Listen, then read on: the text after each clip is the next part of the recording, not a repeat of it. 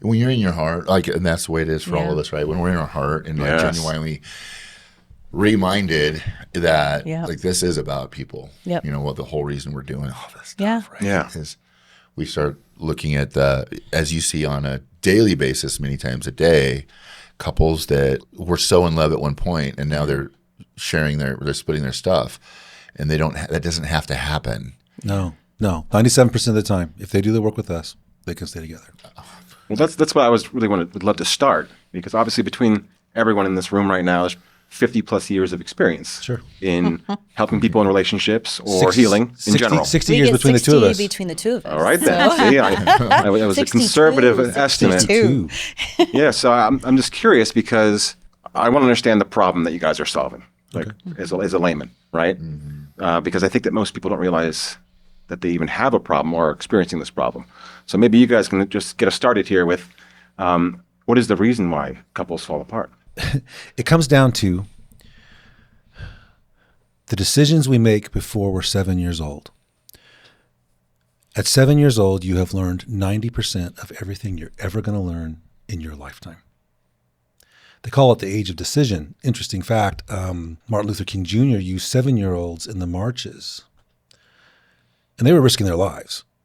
But 7 years old is the age of decision. You have decided at 7 what your values are. The problem with that is you're only 7 years old.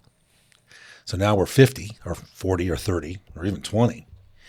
And we have this story about who we are and the pain that we're hiding with that story. It's kind of like the Wizard of Oz. Don't look at the man behind the curtain. Because that story is kind of like our shield against the world. This is how we don't get hurt. This is how I protect myself. And when we get close to another person, it breaks that intimacy barrier, and these daggers are sticking out of our hearts.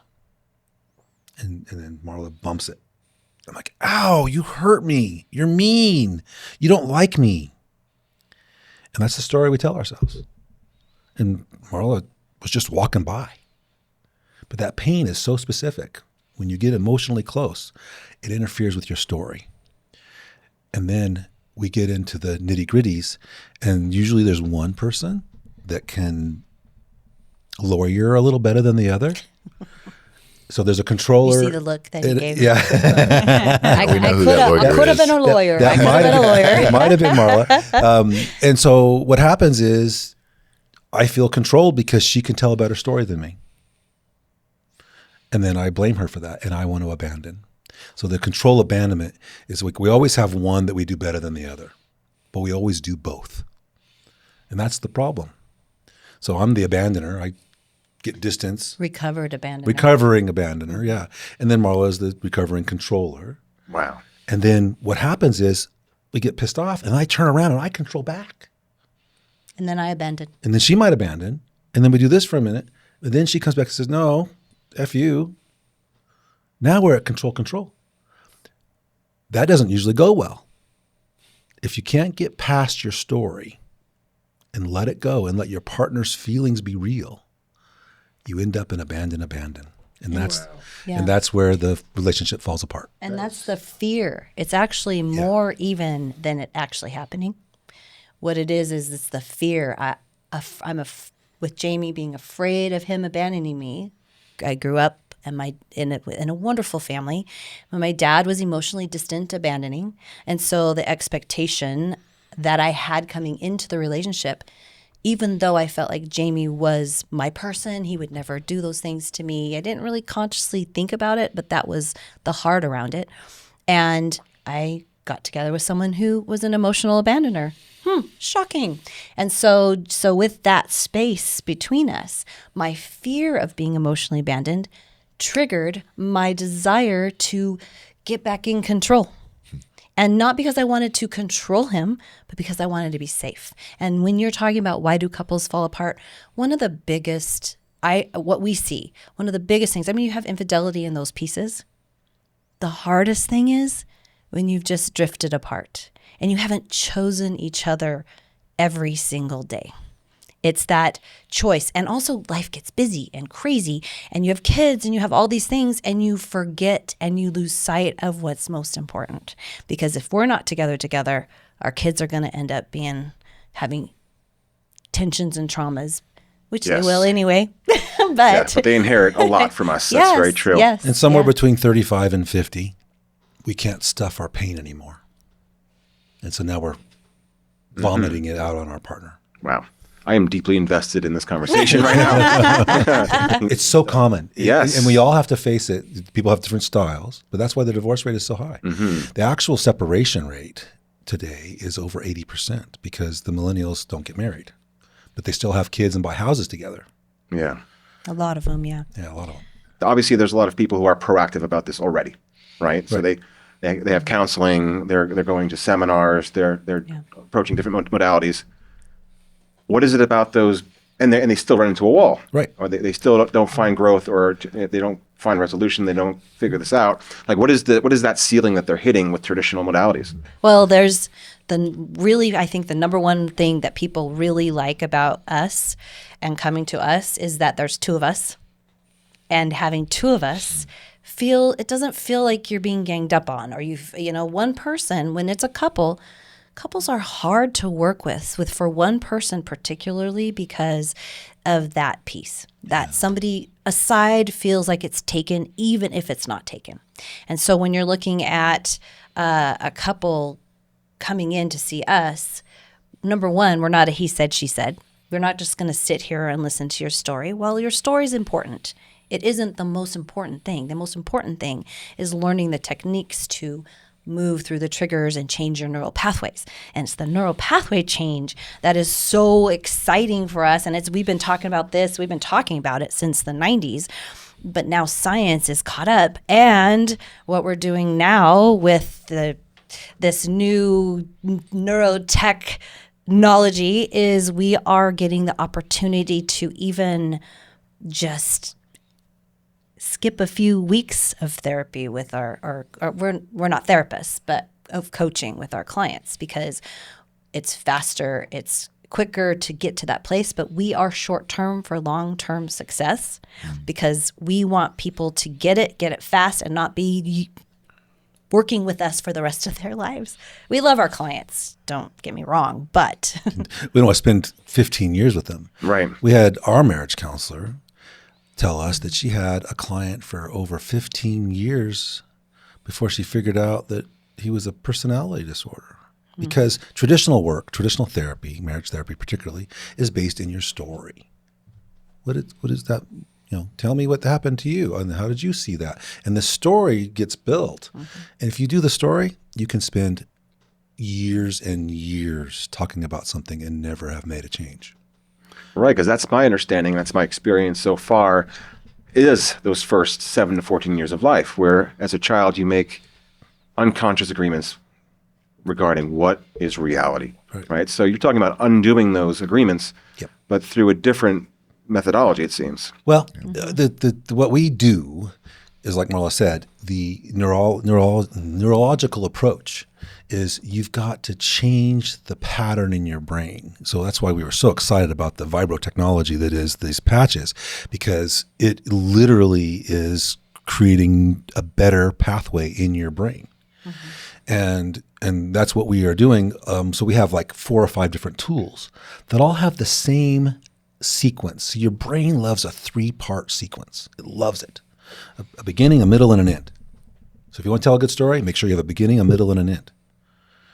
But what we do is we compress that, and we use what we call our blind spot tool that exposes. We've had couples married 50 years in their first real session with us, turn to each other and say, I never knew that about you.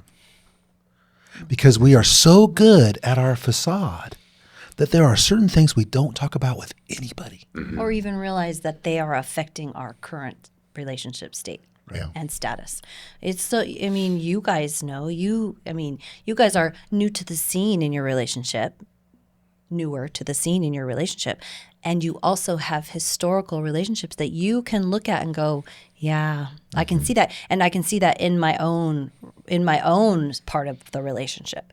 And so part of it is making sure we're very clear about, hey, we've been there. That's why I have my degree in counseling, but that's why we do coaching and mentoring, because we can share where we've been and what helped us. And we do not ask our clients to do anything that we aren't currently doing ourselves. Because that would be hypocritical for one, but then for another, we get the opportunity after 39 plus years together to continue to enhance our relationship in all areas, all intimacies. And we talk about 8 intimacies. There's not just sex and emotion. There's 8 intimacies.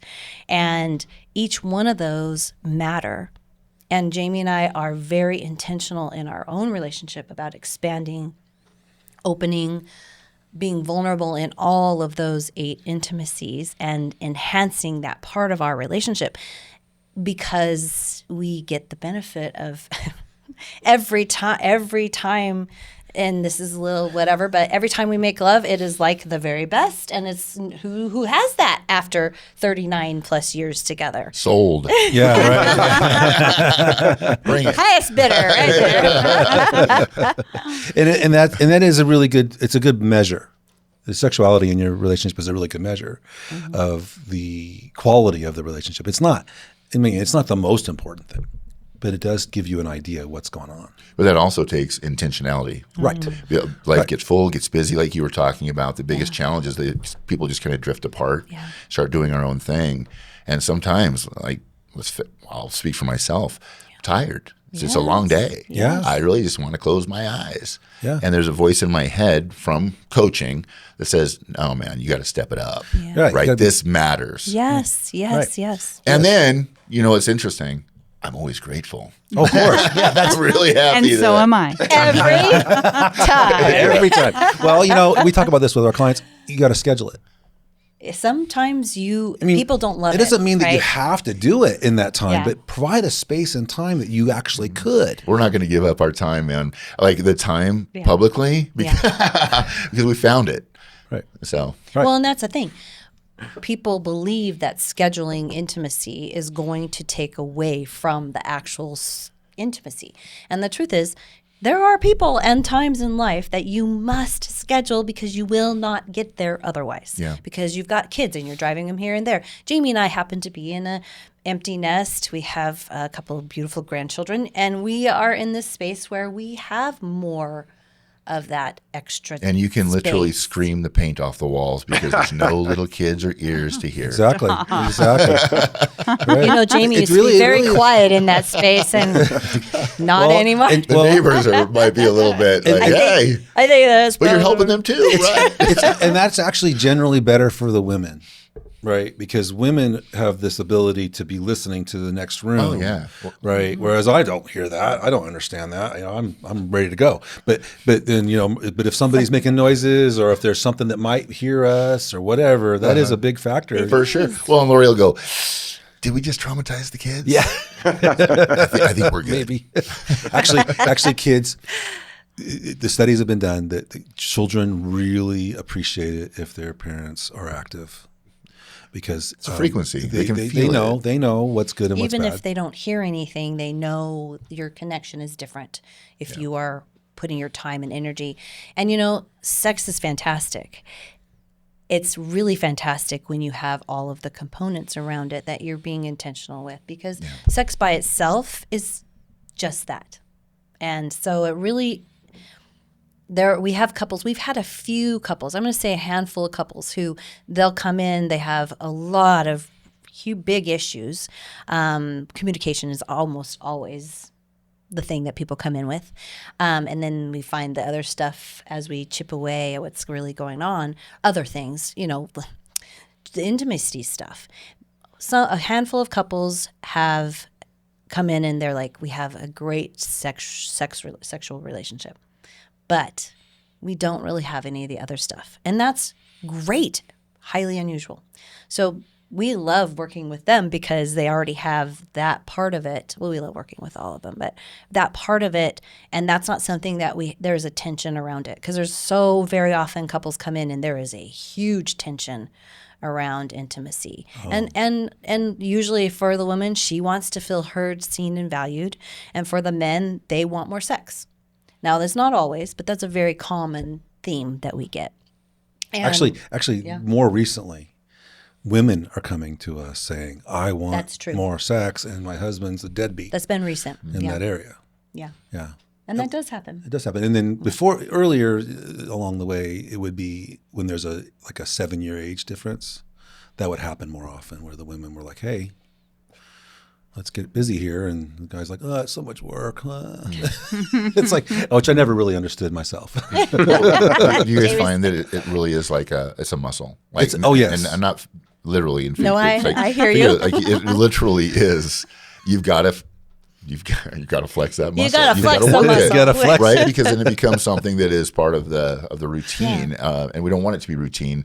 Yeah. We want it to be something that is part of our lives. Yeah. And that takes intentionality. Yeah. What we know is that we can't start unless someone comes in specifically, we want to talk about our sexual relationship. We can't start with sex. Because somebody in the coupleship is very hurt and traumatized in that area in their relationship. I would say 75% of the time.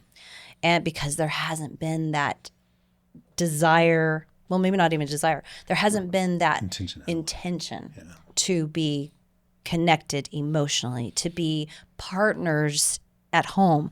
I think, it occurs to me saying that one of the greatest things that we are able to share with couples is we're not going to ask you to compromise.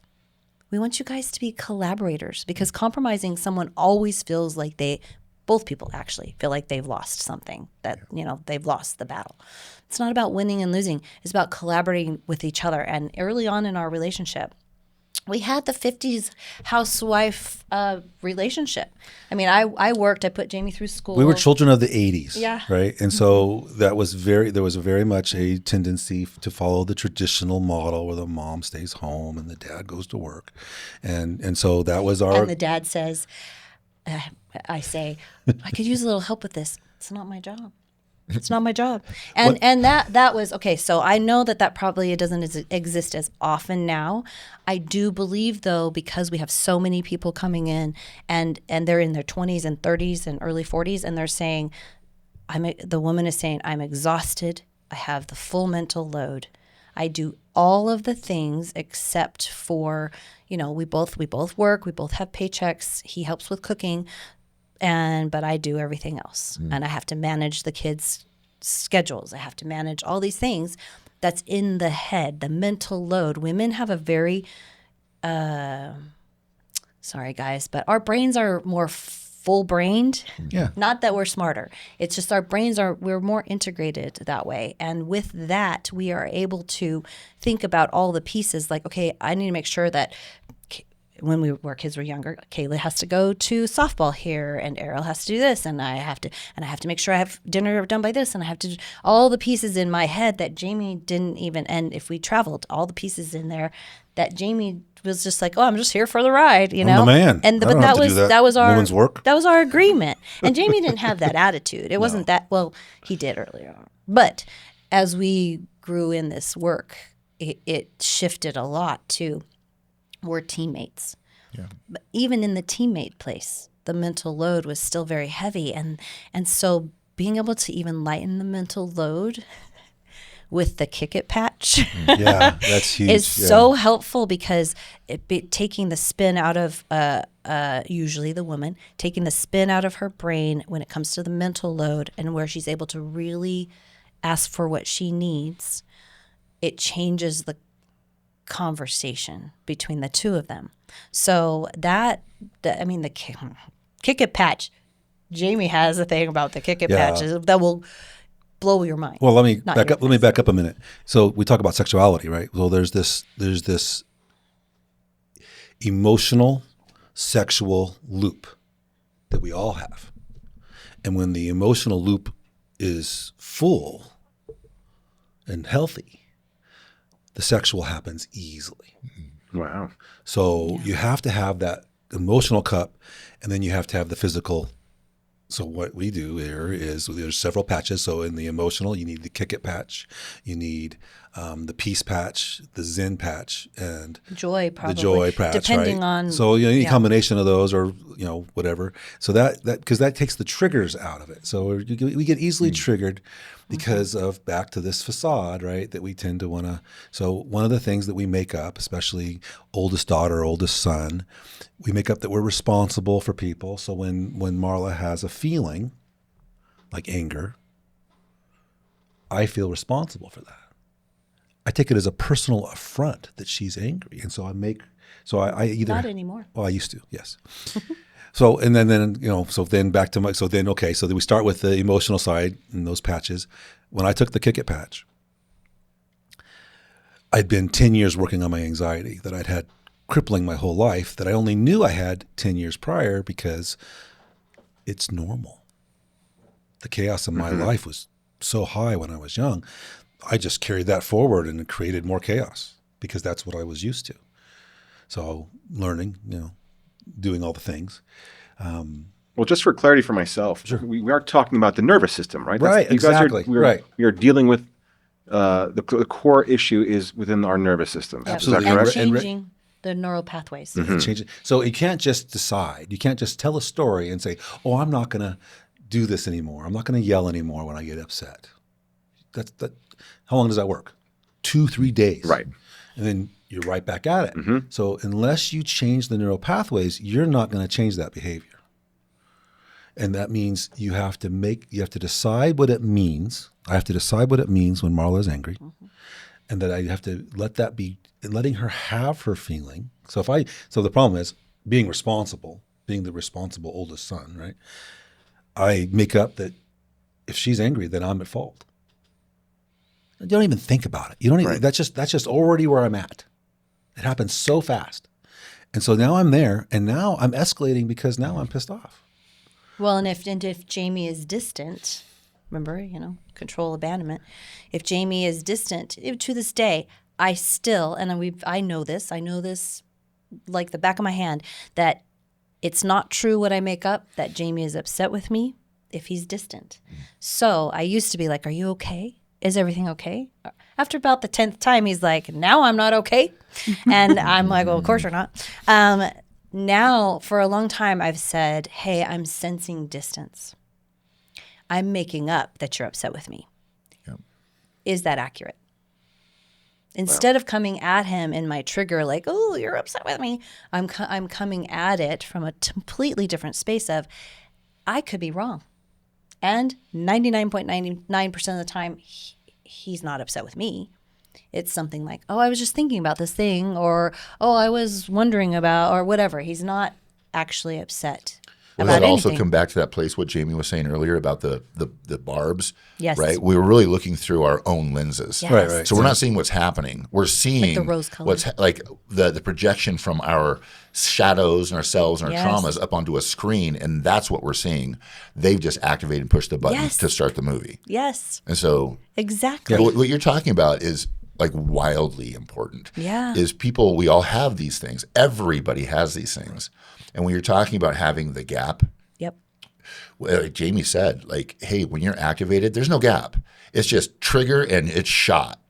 And what you're sharing about with this technology, when you put something on that actually gives you a gap to where, with tools, when you have a gap and you don't have to open your mouth and be sharp and annihilate your partner Yep. with words of that projection, Yes. but you actually have the ability to go, and now with tools go, "Oh, this is what's happening." Yes. I am actually projecting the movie. She's not doing anything. Yeah. She's just showing me areas of myself that likely need to be looked at and healed. And that is so important because we are attracted to people. We get together in relationship because we're within 5 points of our IQ.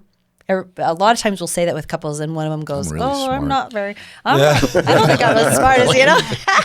Yeah, especially doctors' wives. yeah, They're like, yeah. "No, I'm not as smart as him." No, you are. You're just differently smart. So 5 points of IQ and matching emotional issues, not the same issues, but those daggers are matching. So I had brain surgery, and I have this spot in my head back here. It's like a little hole. It's not a hole into my head, obviously, into my brain, but I have this spot here. And so we laugh about it because we've talked forever about the rocks in Jamie's head fit the hole in my head. We match. And now there's an actual place, where your muscle comes up. They cut it away to get into the skull right there. Yeah. So it's not there. Like her hairstylist always says, "Come over and fill Marla's hole." Yeah. I'm like, yes. So it's a whole thing. It's a whole thing. Literally a whole thing. But in that space of that match, we have the key to each other's hearts, and we use the key, and then we fumble the key, and the other side of that key is a dagger, and we use the key and the dagger, and then the dagger accidentally, and sometimes on purpose. And the thing about the dagger is it's the daggers that we help people take out. Couples take those out and understand each other's daggers and where they came from. And because they can clean up where they came from, they're changing their neural pathways. We say there's the 6-lane freeway in your brain that when you are triggered, you're like, zoop, and you are down the road 100 miles. And that 6-lane freeway, what we do is we help couples. And we've been doing this for a long time before the patches. The patches accelerated, and it's so cool.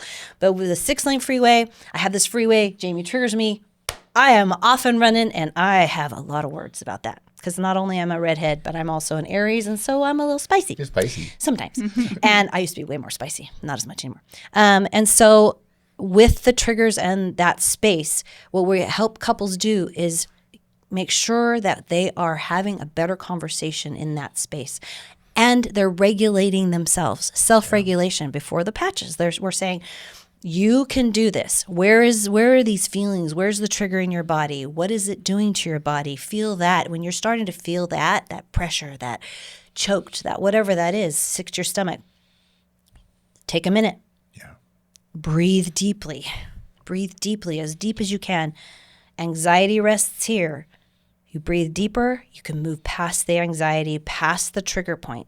And when you're doing that, make sure that you are changing the way that you're thinking. Instead of, oh, he's such an asshole, sorry. It's, wait a minute. I know that that's not true. I love him. Well, it's not true all the time. Not all the time. We all can be, right? And take that minute. And what science is showing is that a double word. We've taught the double word thing since 1987, and the double word will they have an fMRI, and it will take that old neural pathway, and you say, wait a minute, I don't want to feel this anger. Move the anger out. Breathe in the respect of myself and Jamie. And in that space, then cancel, I'm choosing respect. And the cancel, they show in the fMRI the protein from that 6-lane freeway dancing over into a brand new neural pathway. They're so beautiful. And it's so cool. It gives me chills. You can find that on Google if you do the search for the fMRI. Yeah.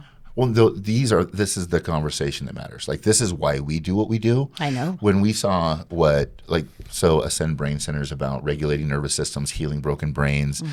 People who have traumatic brain injuries, people who have anxiety, depression, and hopelessness is a big thing. People don't talk about it until they get in Lori's chair, and there's like, I've lost hope. Yeah. And so to regulate, help people get the brain online so that they can gather these tools and they can actually find the coach. And I'm a coach without a coach is not a very good coach. Right. There are people out there who know this stuff. Like, this stuff. People will gladly go spend a lot of money on a golf coach for their golf swing. Did you know how to swing a golf club correctly before the coach? No. Now you do. Was it beneficial? Absolutely. Right? Well, same thing goes for a relationship, for goodness sakes. Yeah. And so what we found with all of our expensive equipment in our brain center, it just was unfathomable that this little tiny sticker could take somebody, and I've shared this on previous interviews, that 20 sessions of neurofeedback for panic attacks that were debilitating. Thought he was having a heart attack. No, panic attack. Right. And Lori helped him through 20 sessions of neurofeedback. We stand by and believe in it. But when you take a peace patch, a $2 sticker, and you put it on his back and he touches his heart and cries and said, I've never felt so peaceful in my life. Well, yeah. Right? That's the magic. So we had is. we had a client that, so one of the things that happens when you're doing this work is you're touching really painful The spots. deep stuff. That haven't been generally touched in a long Sometimes Maybe people are never. unaware of Maybe how it never. affected them. Maybe even never touched because whatever happened, they made up a story and they just kept going. But now it's in between the relationship. So our current client, suicidal in January because she was facing these issues and they were bigger than she thought and she didn't understand it and it was just overwhelming. And she's in her mid-30s, 10 years of Therapy. 10 years of therapy, and then and she hits us, and she breaks through a couple things, and now she's in. The problem is you're in a whole new world now. And she drug her partner. Yeah, he was Like, okay, he's you one of don't want these to do engineer types, regular right? counseling. How about if we do something different? So that's how she found us. Yeah, she got us in. So we had told her about the patches before, but then she decided that since she was suicidal, she'd try anything. Should have seen her yesterday. She was laughing. She was smiling. Animated. She was animated, and she was teasing. Excited. And her husband was just sitting there with the biggest grin on his face because he was so tired of handling the So is stress. it the joy patch, peace Kick it. patch, and kick it patch? Those three. Those three, I think it was what she's. Right, and I mean, in less than a month. That's a powerful testimony. Right. Like, so that's the first time I've heard like I was suicidal and now no longer. But it makes sense. I really relate to that.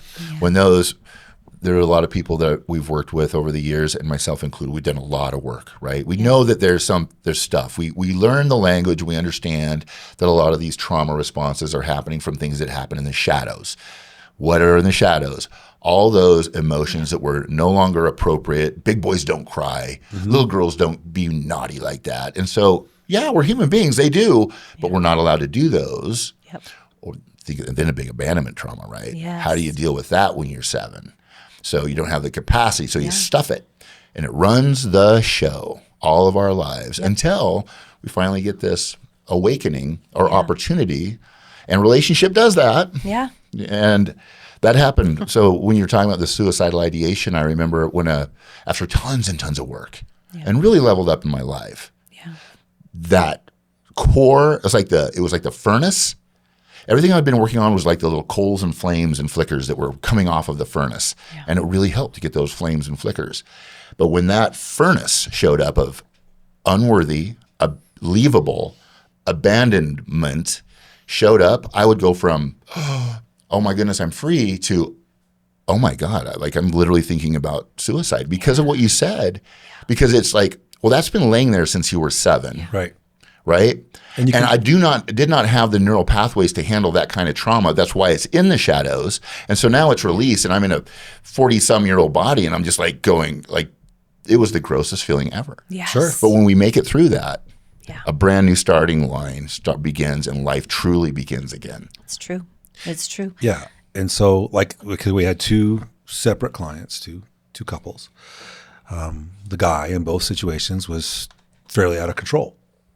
Anger, yelling, the typical Rage. rage, and then, being the anger- sorry afterwards, but, it doesn't really change. And so, Well, and anger and rage are different because anger is an appropriate feeling that we need to be able to express healthfully. Rage is over the top, cussing, telling your partner things Mean you would things. never say otherwise. It's a controlling thing, though, right? Yes. It's to push you on your heels so Yes. that you don't keep coming this way because you are Yes. really close to the furnace. well, you've touched the shadow value is what you've done. So you've touched a shadow value, and then that gets that response, and they don't even know that the shadow value is there. So these 2 couples, right? One adopted the patches, one didn't. Guess who's still together and guess who's not? And happier. Same treatment, similar problems. Yeah, the one couple is blissfully happy.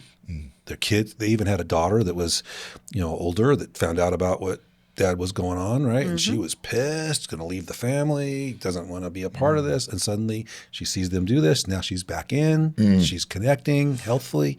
And the other couple, separated, done. Totally done. Yeah. What you just described brings me to we're hearing this again and again and again now, which is we know that one of the highest forms of love that we can bring to our family is to work on ourselves. Yeah. To regulate our own nervous systems and being that safe space. And so like just by being in the presence of somebody who's regulated is very healing. Yeah. And Lori absolutely has been and continues to be that for me in those moments.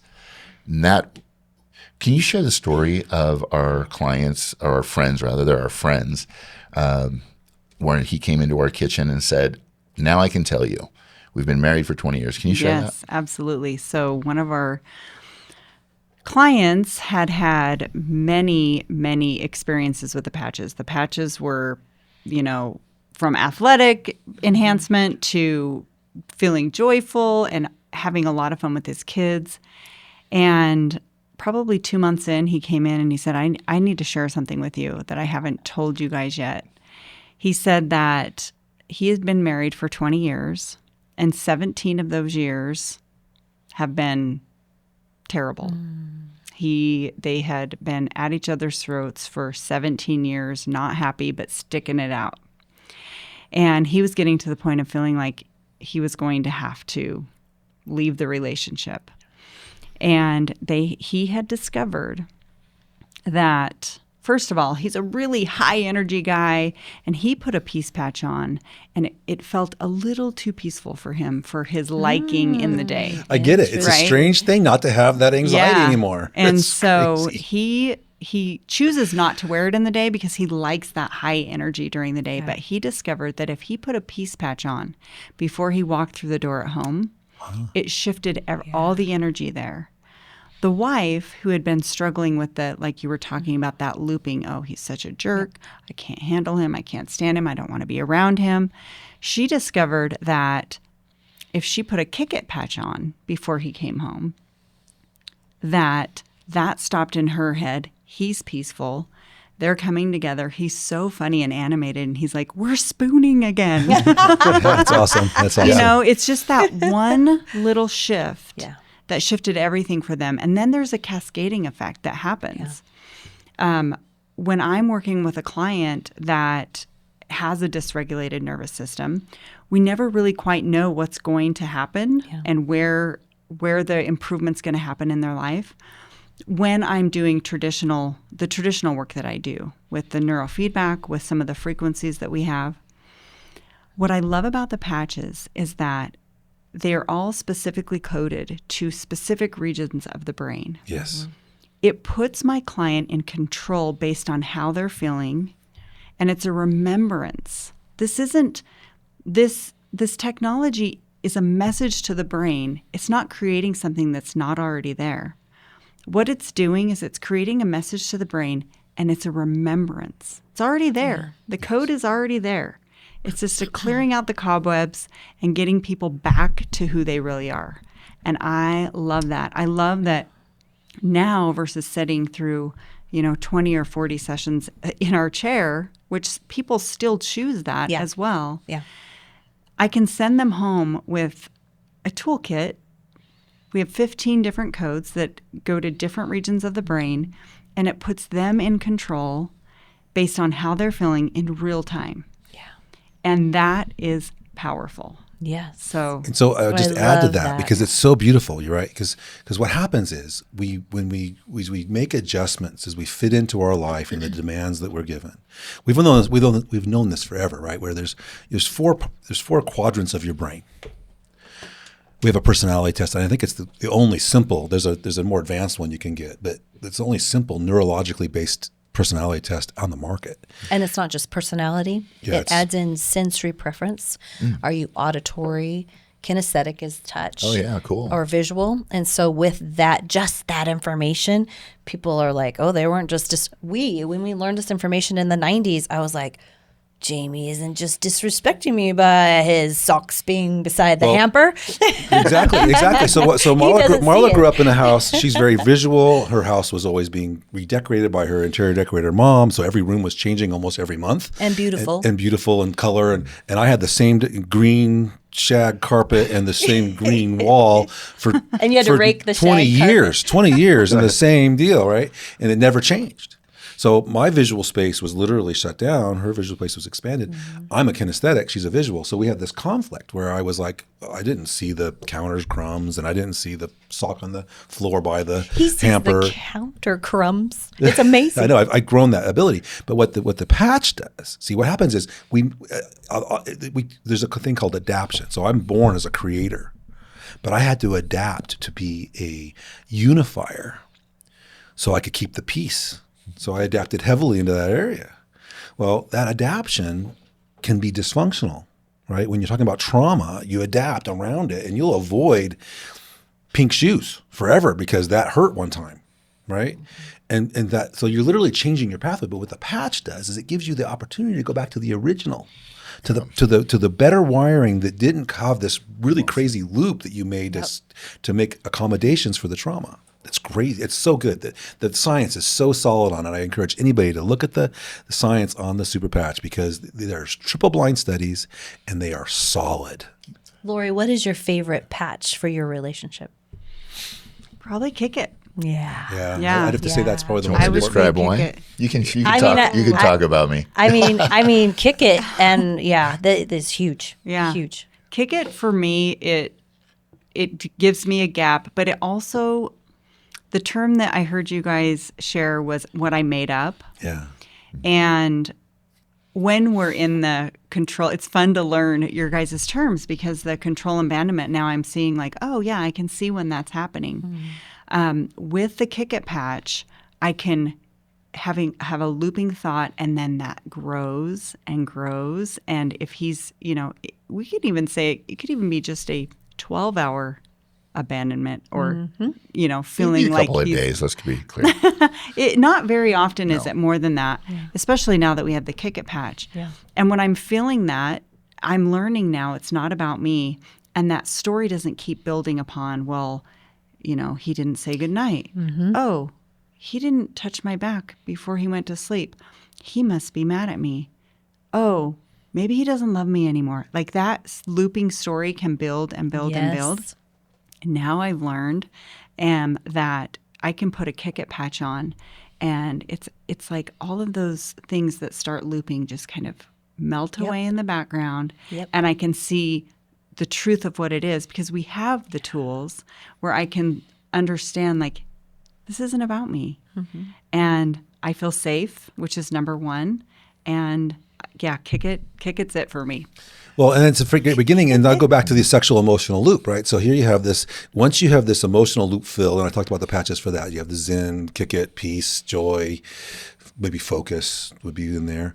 But then you have the sexual. So this is when you get, That's rocket patch. It's the rocket, but not just the rocket. True. Rocket, your mobility. I always forget the name of the mobility. Liberty. The liberty. So liberty. What are the other Liberty physical being ones? stability and strength, balance. Balance, right. And there's a couple others I'm not remembering the names of, but so you can literally when you're working on the emotional, you work on those, but then you want to get them on board, get the rocket on board because that is a really important one. Well, and not just for men. No. The rocket, so it's not a little blue pill. It's not anything like that, as we all here know. To be clear, Jamie and I have done a ton in this area to keep on leveling up our oxytocin and our connection. Oxytocin being the love and bonding chemical. And with rocket, we were like, it probably took about 7 to 10 days ish for us to really notice anything. I did notice a difference, like first day. Jamie might have noticed, but for me, It was a little more spicy, a little more electric, maybe. yeah. So, but I'm like, this is okay. It's balancing our hormones, our sex hormones. Okay, that's awesome. But this is a spark that doesn't just stop. Like you get it and that's how it is all the time. It keeps expanding. And it's always amazing to us. And you don't have to wear it all the time. That's the crazy part too, is that just by the neural pathways changing, just by changing the messaging to the brain, and that starts working, it's just slap it on once in a while. But at first, I was wearing it every day for several months. And I'm telling you what, just leveling up was exceptional. Not just one time; it was probably like 10 times. And we were shocked because we, like Marla said, we were already having like the best experience almost every week. Another, when you how say, could it get better than this? You're going to die, when right? you say we might die, and that's okay. If I go out, I go out, right? And so That's a it's like, pretty good way to go. so literally, I mean, with the rocket, it went from like the best ever to like convulsions. I mean, it was like that. Like I was. Box is going to blow up. Man. TMI. I found the rocket patch accidentally. I didn't think that I needed any help there. Right. Neither did I. And I started hearing women talking about this menopause thing, and I was experiencing hot flashes. And one day I just thought, you know what? I'm going to try it. And I tried it, and within minutes, my hot flash subsided. And then I noticed they weren't showing up. And then we had our intimate moments, and I was like, whoa, I didn't know that was possible. Yes. And I had forgotten. So again, there we go back to there was another remembrance. I feel like I'm a teenager, Yeah. really, truly, like in my body, and it's a crazy thing because how is it possible? in our late 40s? You said I love the remembrance. There's a thing that I read. It's remembering. You are remembering your members of the organs and all the things. You're getting it back. Yep. And I love the way that you guys are saying that, because that's so important. And I think that also is what happens in the relationship piece. Is you remember why you fell in love in the first place. This happens all the that's time. kind of like, if you can have that magic, it changes how you react, respond, and look at your partner as a partner and not as a enemy, as a lot of the times people come in feeling like enemies. Right. We had a testimonial come in this week, and this is also relationship related, but it was a mother and a son. Oh. And the son wanted to get on and share with us that he got his mom back. Wow. And it was simply a peace patch. He said she put a peace patch on. She was present with him. It wasn't chaotic in the home. Mm-hmm. He teared up and said, my mom's back. And there's a ripple effect when that happens. Yes. And I just can't imagine doing anything else. I mean, we started here in the brain space and helping couples and people and with addiction and anxiety and stress. Yeah. And this is just added another layer that is putting people in charge of their own mental health and mental wellness. And like you had mentioned, once you wear one, it's not like you need it all the time, because our brain, our neural pathways do rewire. And when you're getting that positive reinforcement and that experience feels different when you're wearing something, you're not having a reaction, you're building new neural pathways. Mm-hmm. And pretty soon you go to your little patch bag and you're like, what do I need today? And you're like, I don't need peace. Yeah. I don't need joy. So I have the same kind of story. So 2.5, almost 3 years ago now, I was in a head-on accident. Mm. Whiplash, bad. It's soft tissue, and nobody could do anything about it. I get massages and treatments and physical therapy and all this stuff. And he would be cranky. Oh, it changed my personality. Pain, yeah. I couldn't play with my grandkids. Yes. I couldn't play with my grandkids. It was a barrier. If I lifted them up, I suffered for 3 days, right? And so, and nothing worked. I did all the consultants and all the things, but nothing was, I mean, I just was going to have pain.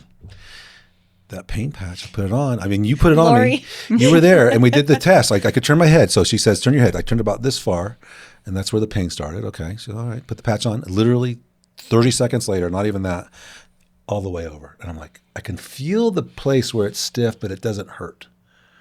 And this is the thing that people have told me, I don't want to put it on my shoulder because I have to be really aware of how I move. It's not going to change that. I don't see that as a problem, because it's just restoring the natural. You're not going to hurt yourself more. You're not going to hurt yourself here. There's not like a drug where you don't feel it and you're hurting yourself. It literally is changing the pattern in your brain instead. I'll tell you what, my life, I got it back. Mm.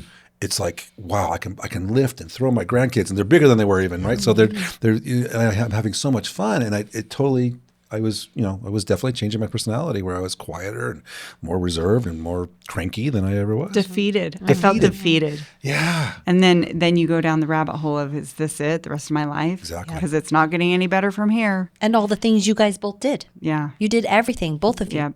And that is the crazy part of the pain thing. My left hip. I didn't think anything of it because I've had this left hip thing. And Jamie, I had a couples yoga injury. And Don't get crazy when you try couples yoga. It's not a good idea. That's a whole nother podcast. When you hear your wife's muscle tear from What is it inside, called? It's called something else. Acro yoga. Not agoraphobia. No, that's not. But I had this injury, and I mean, you could hear it like tear. And so, and it was nothing anybody could do about it. And so, and at night, I would end up, if I slept on my left side, this horrible pain in my left hip and the pain patch. I didn't think anything of it because his pain was so different, and so extreme. And then when I started I was like, hey, I'm going to try it for my hip. Pain gone.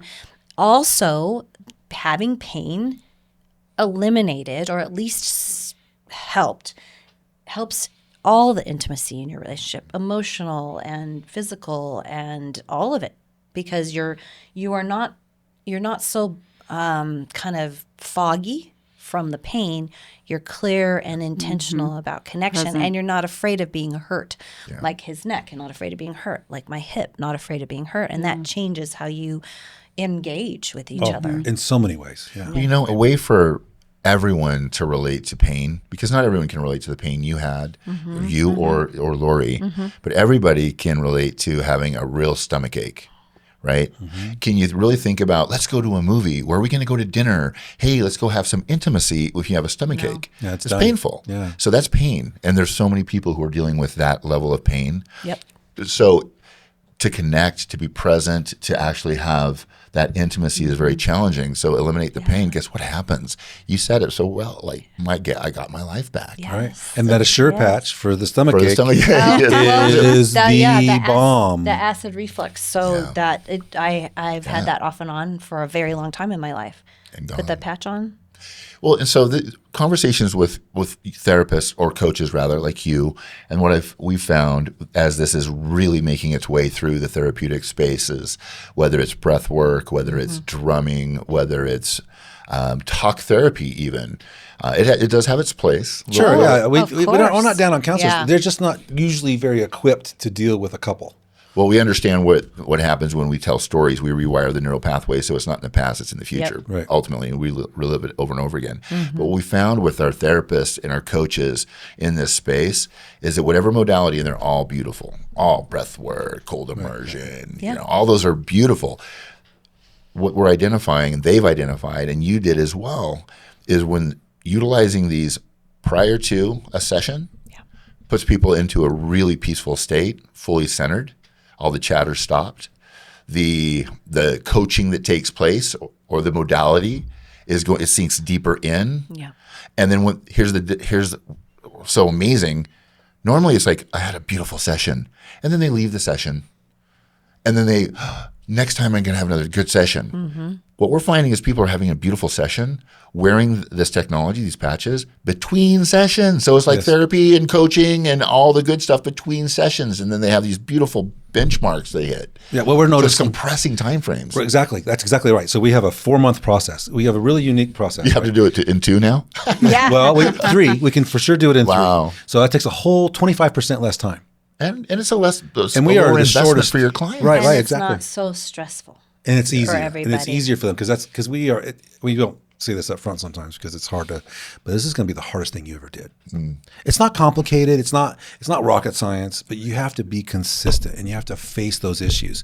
And that is hard. When you talk about a lifetime of believing a certain way, and now you have to let that go a little bit, it can be really hard. And so people fall back, but they're not falling back. They're getting it and they're staying there. And that's brilliant. I mean, so we have a 97% success rate. If you complete our process, there's a 97% chance that you will not only stay together, but be as happy or happier than when you first started. That's huge. Right. And we do that and now in 3 months, it's just unbelievable to do that in 3 months. And I think that we could definitely do it in 1 or 2, depending on Some people, we could do it in 3 sessions.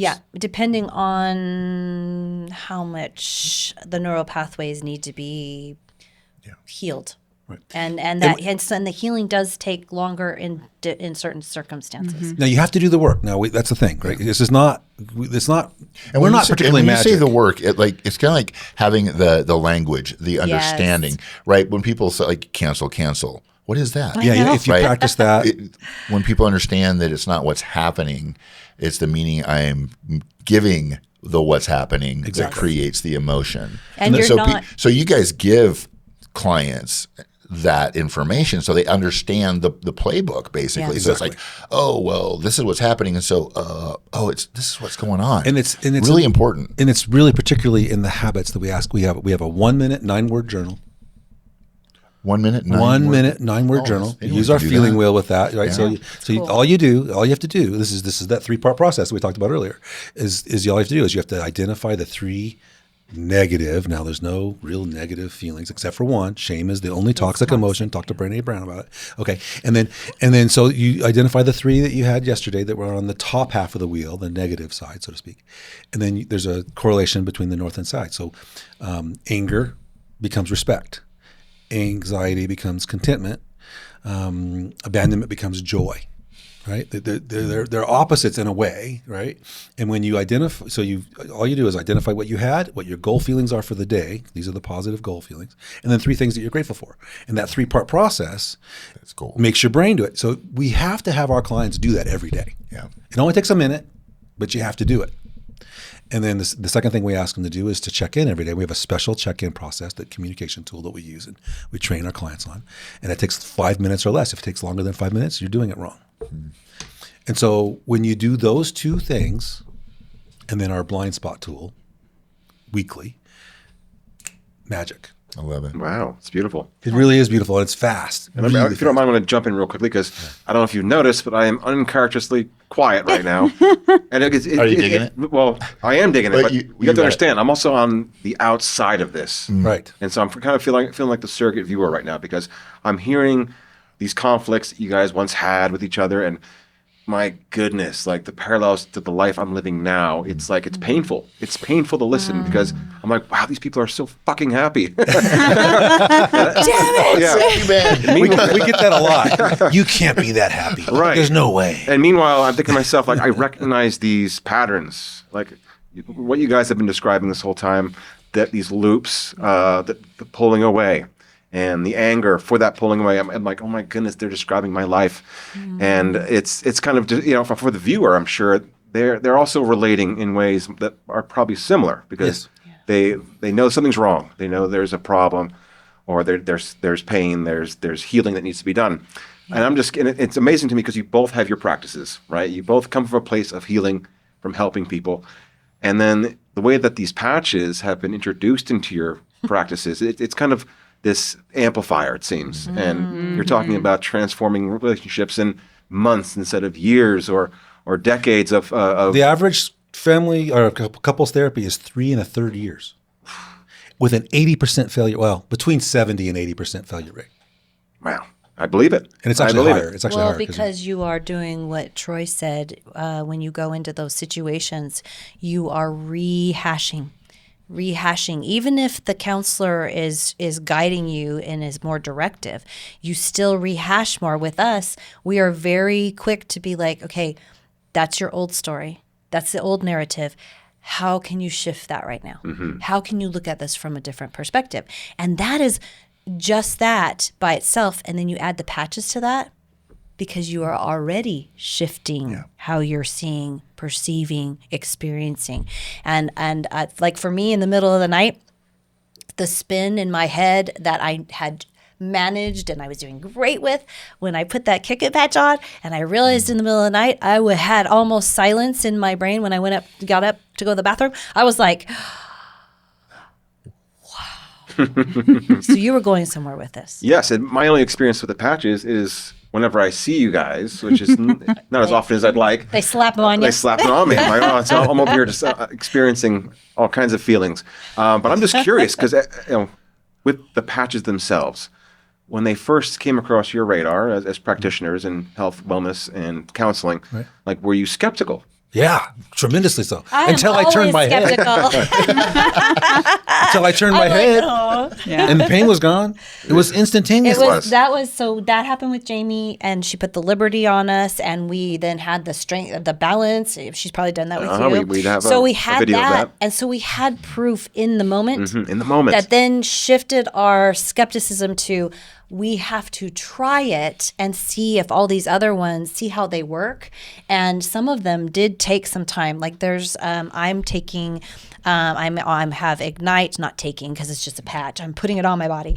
Ignite, Kick It, and Peace too. And you guys, I have like 8 patches on right now. And then the other one is, what's the other one? Those are the ones for weight loss, right? There's another one for weight loss. Ignite, Kick It. It's Ignite and Kick It, and adding Zen, so anyway, I know Lori has her own story about this too, but I have lost. I think I'm at 22 pounds now. It's been since we started the patches, probably September, October. Yeah. October, which is so exciting. And it also helps me feel more confident and sexy and all the things. Let's get down to the nitty gritty here. Marla has a little bit of cellulite. It was true. It wasn't a little bit. And it's gone. It's literally gone. It's not. I mean, well, it's more like I'm in my 30s as opposed to my 50s. Yeah. I mean, as far as the cellulite, it's TMI maybe, but the reality of it is, it just, because I feel differently, I am also just, I guess, confident is the best way I can say that.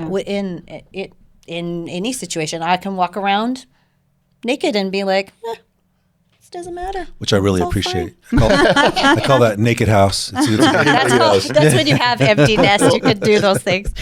That's what's beautiful about this environment. Like when Lori and I met, one of the things that it was the what people would call wild woo-woo stuff that we do for wellness. You know, that it's like, well, I'm not going to tell that person what we do to stay well so we can be our best at 80, 90 years old. But we sat down, we started sharing notes like, oh my gosh, you do that too, right? So laying it out on the table, I think, is what's really helpful for humanity. Yeah. You know, I thought that I was the only person in my 30s. When I was in my 30s, I thought I was the only guy who had experienced that kind of shameful stuff. I was the only guy who had these kind of thoughts. I was the only person who was having these experiences that I wasn't going to tell anybody, right? Because we all know we have our public life, right? That everybody sees on social media. We have a personal life, which we all we share with our intimate people and our relationships. But then we have that private life, right? And when we're radically ashamed of, and I'm the only one who has that, that's a recipe for disaster. And it will come out sideways. And so when we can have conversations like this, and we can talk about our cellulite, we can talk about, suicidal ideation, because a lot of people are experiencing those things. And I think our society has made it taboo to ask for help. The way I was raised, you ask for help, it means you're broken. Right. You ask for, hey, you don't need to be asking for help. Don't ask for directions. And that's literally killing people. Yeah. And so I truly believe that, Spirit, God, speaks to us in those beautiful magic sunrises, those amazing intimate moments. He also speaks to us in pain, right? And it's to crack us open, and to wake us up. And when we hopefully come to that place where we choose to ask for help instead of get off the bus, asking for help, and there are people who will help. That's what needs to happen. I truly believe, and that's what we're a true champion for. Totally. That is us too. And so speaking of that vulnerability, about really laying those things on the table, for the first 12 years of our relationship, so when we got married, I came from a very conservative religion, purity culture, you don't have sex until you're married. I was very we ended up having sex before we were married. which I was so ashamed about. But I knew nothing about, I knew the basics of sex. Here we're 19 years old. I knew the basics of sex. But I didn't realize what the purity culture had taught me. I don't know if you guys experienced that too, but that keep pure. Mm-hmm. And for women, there was kind of this standard, right? For women, it was very much, you are responsible for this. You need to make sure that you're pure. And then once you get married, you're supposed to be a freak in the sheets, right? So we get married. We're having lots and lots of sex. Here we are 20 years old, having lots and lots of sex. And I'm like, sex is dumb. Why would anyone want to have sex? This is stupid. It's fine. If we got closer or whatever. But just not realizing anything because I was sexually abused when I was 5. And my entire body, my body shut down because I wasn't supposed to have sex. I had this 5-year-old experience that I felt horrifically shameful about. And so my body just said, we're just not going to go there at all. Lockdown. And I had no sensation, almost none. And getting to the place, we had trauma in our relationship. It didn't help that I was young and dumb. And we started we were just kids. We didn't know. And so getting to the place, we had trauma in our relationship. We had infidelity in our relationship. And so at 12 years in, first and foremost, it was, I'm not sure that I want to do this. I don't know. I love him. Damn it. And we have children, so I'm going to do whatever it takes. I don't even know what that looks like. But in that space of our healing, because before that we were already doing individual work, I realized I was a control freak, which was very traumatizing in the moment. Like, oh my goodness, I've been a control freak. Made sense because of my sexual abuse. So all those pieces in place, having that have been my story, and then I started learning more, and we started learning more together, and we started having better conversations. But honestly, our really great conversations didn't start till probably 8 years ago. And then just really expanding on that space, the rocket patch, the peace patch, the kick it patch, all those patches have allowed us even to have more free, vulnerable, and I have no sensation of tightness in my chest when we talk about it. It's completely light, completely fun, playful, and that is, you guys, that's miraculous. It's mind blowing to be here really because that journey was hard. Yeah. It was painful, and this is a common story. It's not just me. No. A lot of people experience this in their lives. Well, and understand how that mechanism works. It's like you talk about feelings. Feelings are like email. Now, everybody has a junk email account, right? This is what you sign up you sign up for the free thing. You put this one on. Well, you go into that email account. What do you got? 10,000 emails, right? And so I got to find the one that has the receipt so I can return this stupid thing that I got, right? But where the heck is it? And so this is just like, so feelings are constantly coming at you. So the feeling of your shirt on your back, the sound of the air conditioner, the light in the room, the people in the room, the smells, everything the gustatory things, the olfactory things, everything that's going on,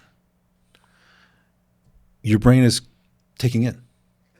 These feelings are messages, and they're bombarding you just like that email. So when you don't deal with them, when you don't feel them, because what you say, big boys don't cry.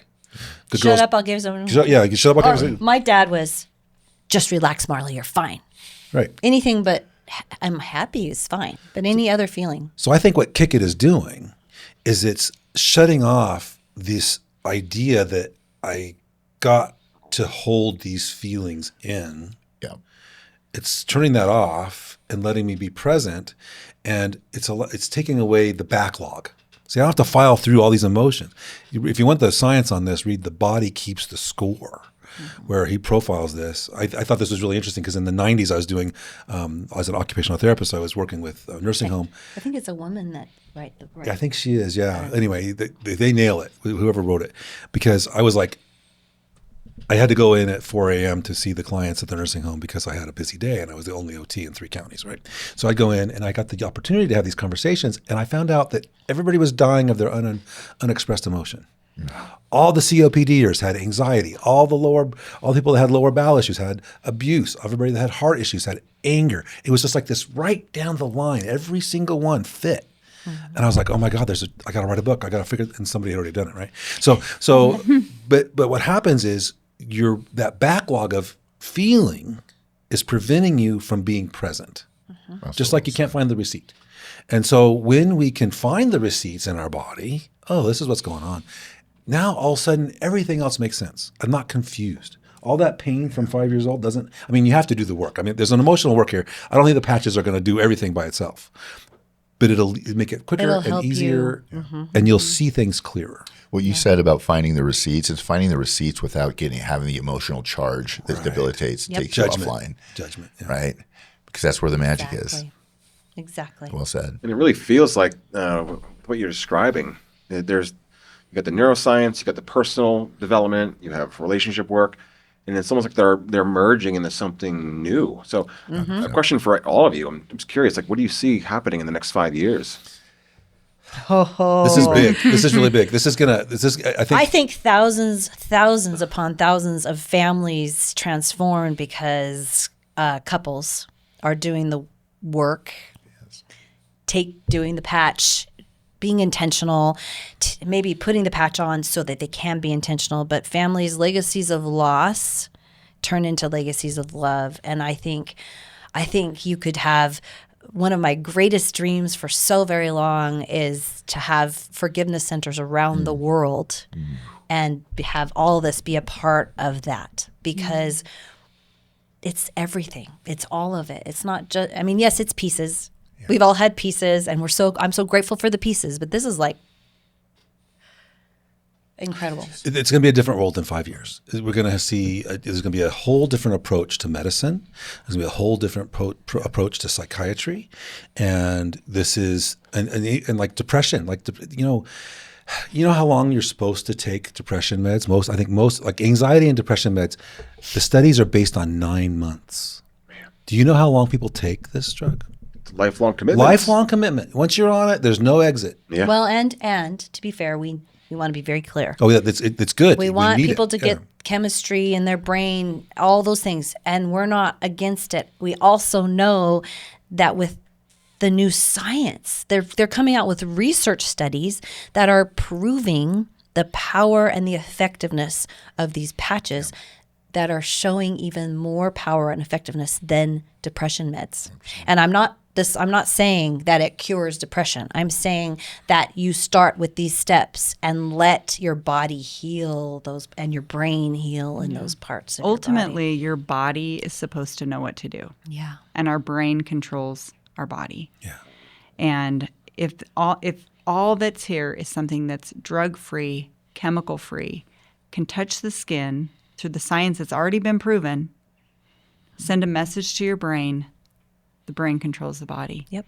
And we're waking up. We're starting to really understand that there is a better way, and there's nothing more powerful than our brain and our body if it has exactly what it needs to do its job. It can heal. It can heal. I had with my brain tumor, my brain created an entire new pathway for my balance. So I have 2 balance centers. That's how incredible the brain is. My brain was like, we're going to fix this. We're going to figure out how to do this. And I didn't have any of this. And so imagine what our brains are doing with, and literally I had the tumor and it's obvious. Whereas this is not so obvious except for in my soul. Yeah. The immediacy of it is profound. Yeah. I think what's happened over the past 6 years has really shaken a lot of folks up. But I think they are really clear that maybe that the big companies, the big pharma has not had the very best of intentions for society. Mm-hmm. They when they look at, okay, we're going to say that this isn't addictive. We know it's highly, highly addictive, but how fast can we get into the marketplace and how much money can we earn? Now let's look at that number versus the number that we're going to have to pay out in lawsuits. When you have that happening, we have a big problem. Right? Agreed. And so I think people are now finally, more people are taking full responsibility of their health, and they're treating the doctors that have their place for sure. Thank God for them. Yeah, we need but it. Like we're Marla's going in and saying, right? I know me. I know my body. This is what I feel I need. Mm-hmm. And they either work with you or they don't. And if they don't, find a new doctor, because we have got to come back to our sovereignty. Yep. We have been propagandized since I was, in the 70s, right? From the minute we're set down in front of Sesame Street and those commercials that come on during mom soap operas, they're selling us stuff. And they're selling us stuff, and all marketing is, you're not quite good enough. You're not enough. But if you drank this, you'll get all the men and you'll be perfect, right? So they're creating a lack that doesn't exist. They create the problem and then they fill it with their stuff, right? So now what happens is all of us start seeking outside of ourselves for being okay. Yep. When I get the big house, when I make the money, when I have the right wife, then everything's going to be okay. And the greatest gift for people is get that stuff. Yeah. And you will be terrified, as I was terrified. Because it didn't work. Yeah. And that's when we have the breakdowns, and the breakdowns lead to breakthroughs. And then we realize that everything is within, right? Everything that's been taught for millennia is within. And that's what I see with this new medicine is, as the creator has said, he said, listen, everybody's fascinated about AI, artificial intelligence. What about the original intelligence? There's nothing in this room. There's no technology that we've invested tens of thousands of dollars in that comes even remotely close to the human being. Right. And what this does is it puts us back into that space to where we are truly superhuman. Yeah. And when people really wrap their arms around that, it's amazing. And the last thing with that is, being in the coaching space for decades, hey, who wants to learn breath work? Everybody raises their hand. Now let's do this on a daily basis. You know how many people will continue? Very few. Yeah. Habits are hard. How about meditation, right? Yeah, meditation. Meditations are a challenging one because our subconscious mind is designed to keep us safe. And if we go into the shadows, guess what? It's in the shadows because it thinks it's keeping us safe. No, it's running the show and it's ruining our life. And so whenever we think about sitting down to do meditation, guess what happens? I got to go pick up the kids. I got to make dinner. I got to clean the house. and it's by design. Don't go there, right? So people now have the opportunity, and if all they got from this was just that relief in the nervous system, a gap in their response, right? Just to where they don't bark at their partner, right? They're kinder with their children. The frequency that they're emitting, because we are all connected, is now in a nice, calm space. What gift is that to humanity? Then, if they decide to, go get the tools from Jami and Marla, right? Go get some coaching. Now it's really going to sink into their DNA, and we truly are going to change a generation. Because if you think about this, like we all are studies and students, and right, it only takes a generation. The generation that has lived through COVID, those kids that are graduating now that were in the 6th grade when COVID started are now graduating. They are different human beings than we were who grew up in the 70s. They need us, right? And I truly believe that the universe, God, call it what you want, it knows what needs to come onto this planet. And whoever's bold enough to raise their hand and say, yes, here we are. Well, and I'm bold enough to say that if everybody had a peace patch on in the world, it'd probably be a different world to we live in. Can I get a honeyman, brother? Just hand them out to the world. What's interesting to me right now is that we're describing this almost like this return to our what we are intrinsically, how we're made, how we're designed. But from the outside right now looking in, I get the sense of it's more like evolutionary, because you think about where we came from. Think about where we started, the original intelligence. Go back to instinct, surviving in the jungle, living in very difficult times, right? And then developing an emotional intelligence, and then developing our intellect. But what you guys are describing is almost like this evolutionary of like, we're just unlocking human potential more than anything, right? Well, you just nailed it. Drop the mic. On that note, I read this, I didn't come up with this, and it made complete sense. Our nervous systems are wired for, is that a tiger? Yeah. Right. Our nervous systems are wired for, did I just get abandoned? Am I going to starve to death because I need a tribe? That's what it's wired for. It's not wired for the people that have been put in these perceived positions of power that we believe since we were children we should be able to count on to love us, right? And it'll certainly not try to kill us. And the diabolical stuff that they're showing us, like en masse, over and over and over, our nervous systems are not wired for that, and they're doing it intentionally. Yeah, it's a sign. Wow. It is a psyop, right? So I believe that, again, this is that counter to that. It's like, bring it. Yeah. Bring it. Yeah. Yeah, it's Because true. we're here for when it. you can get your head above the Totally. water, the water line of all the chaos. Yeah. Right. Funny story. Turns out hunter-gatherers only had to work 4 hours a day.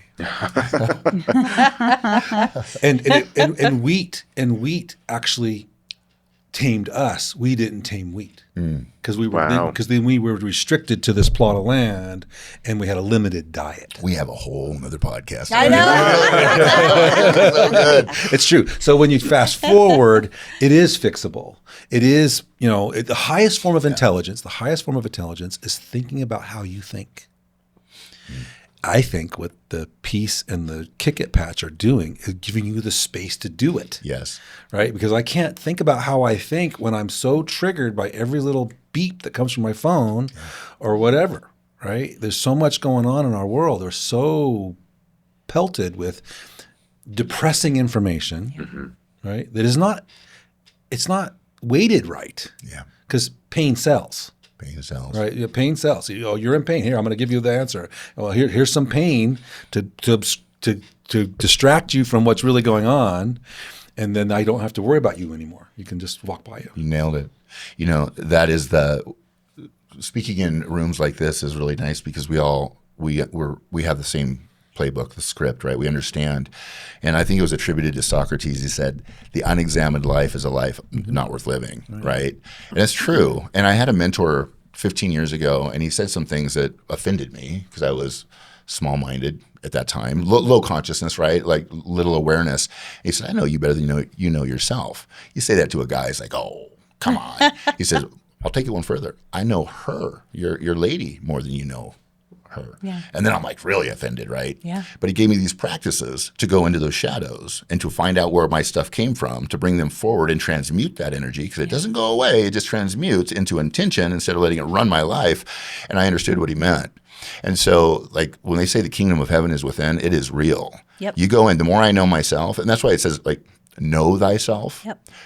There came a point where it's like, I really got what he was saying. It's like, I can listen to somebody and go, oh, I don't know exactly, but I know pretty close, right? Because I know myself. I know the inner wiring. I've pulled this thing apart and I put it back together. So we're all very much alike. Our nervous systems are alike. Our histories aren't that much different. So if I know me, I know you, and I can potentially be a support for you, right? The worst thing that a person could do is to go through this life blindly, in my opinion. It's just my opinion. Blindly, never knowing how magical they are. Yeah, it's true. Because you're so distracted worrying about the wrong things. Yeah. Well, Right. and in relationship, when you don't know yourself, when you are, I know for me, we went to get trained as to be coaches and facilitators for a domestic violence program. That's where we started at 27 years old. Kind of crazy, kind of like jump into the fire. Because at 27, you know everything we you knew need to know. everything. We were Right. wise beyond our years, and so top of the line. so we go to the training. I'm going altruistically because I want to help people, but my family's perfect. I'm good. Jamie's family is clearly dysfunctional. Very glad we're going together. So we get into this training, and 3 days in, and to be fair, I was truly like sincere about that. Like, I'm so lucky. I had the best family. True, and also false. And so in third day in the training, we're doing this Erik Erikson's lifespan and development. And so, you start with learning trust versus mistrust, and you go through your life learning all these things, right? And if you learn them well, then you grow into a healthy adult. And so going through this, and I'm looking through, and he goes, okay, now go through and mark in each category, each range of ages, if you had any trauma in those spaces. And so I went through the whole thing. I was like, I can't think of anything. And Jamie had his whole thing was full of practically. Every stage had like 10 things.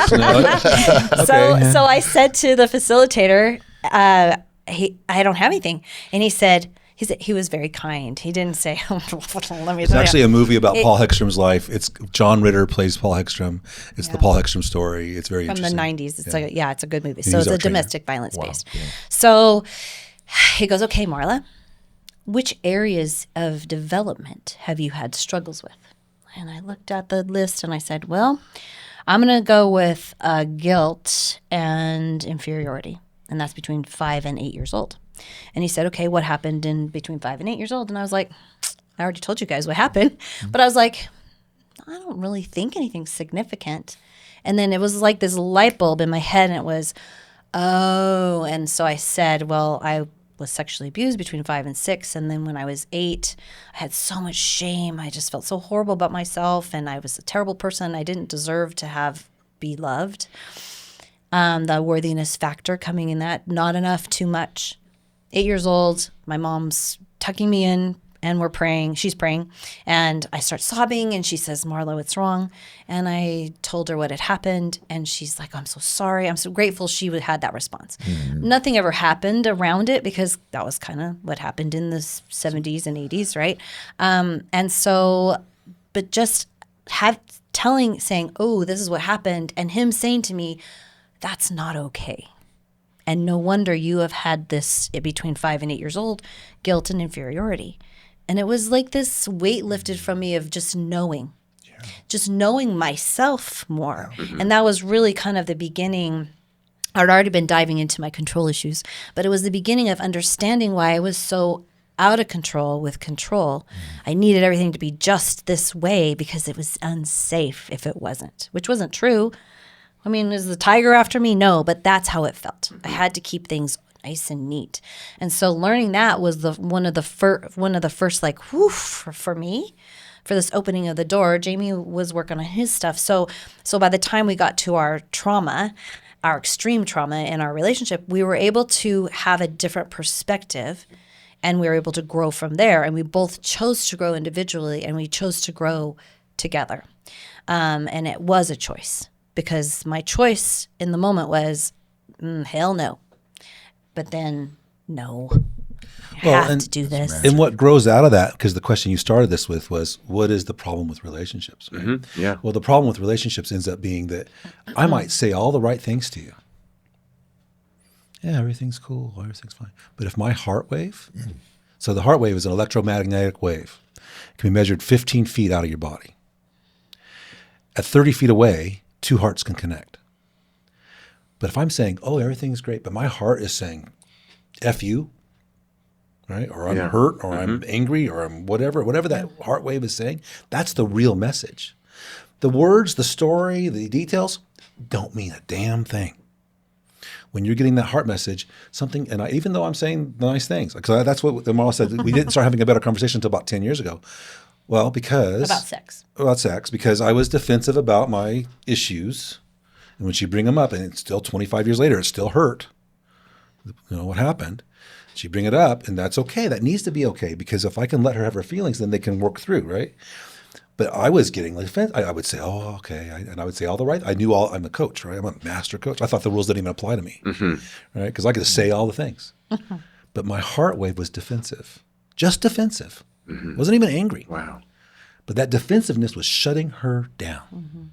The moment that changed in him, I can remember the moment that changed in him, that I was, so calendar memory is real, where we have events in our lives that are significant emotional events and traumas. So the significant emotional events are those things that still create trauma for you, even if they're nice things, happy things. My siblings both went to boarding school. I grew up Seventh-day Adventist, and if you don't have a high school in your area, you go to boarding school. So at 14. So they went away. They're quite a bit older than me. Well, I mean, not that much older than me. But I was 10. They were both out of the house. I was so desperately afraid of abandonment, another part of the abandonment piece, that every night for a year I would drag my bedding down the hallway. It was like 90 feet. We had a 5,000 square foot house. I was here and my parents were here.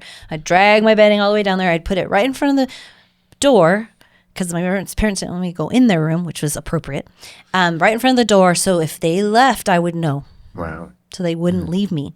So that deep fear of being abandoned was so instilled in me that it was going to happen, not that it might happen. It was going to happen, that I came into the relationship expecting it, not knowing I was expecting to be And that abandoned. heart wave expecting it. So what we do is we have our pain, right? We bring our pain. We say, "Are you gonna hurt me like I've always been hurt?" That's the question we ask our partner. Are you going to hurt me like I've always been hurt? The problem, I mean, subconscious, right? We don't even say the words, but the problem is the easiest thing to say is yes. It takes away one of the big arguments. That's a right? wild statistic, man. 3 years and 80% failure rate versus the 97% success rate and getting it done in 3 to 4 months. Incredible. Yeah. I know. I'm always surprised when we have openings. Yeah, Like, no kidding. well, who doesn't want this? But it's surprising people don't want to heal. Or the fact that it's more of a revolving door now. Usually it's like you have a client base and that's your client base for years. Right, Now that's it's true. like you're cycling them out. It's Well, like- we struggled with that from the very beginning because we were talking about, we started at 6 months. We're done in 6 months. Well, we were running through clients, and so when we went full time, we had to go. We went around and toured all the counselors, and we talked to the counselors, and they said, "Oh yeah, I get an opening once a year. wow. Once a year, I have my book is full, and when somebody drops off, they've been here for 15 years. My goodness. See, Then that I get a doesn't- new one. Yeah, that's So it changes the model. big time. Big Yeah. time. Well, Mark Yeah, yeah. Thompson told us this. So Mark Thompson was Steve Jobs and Richard Branson's coach. And we got to be coached by him because we were invited to be in the coaching movie Leap, the coaching movie. It's on Amazon for free. Oh, wow.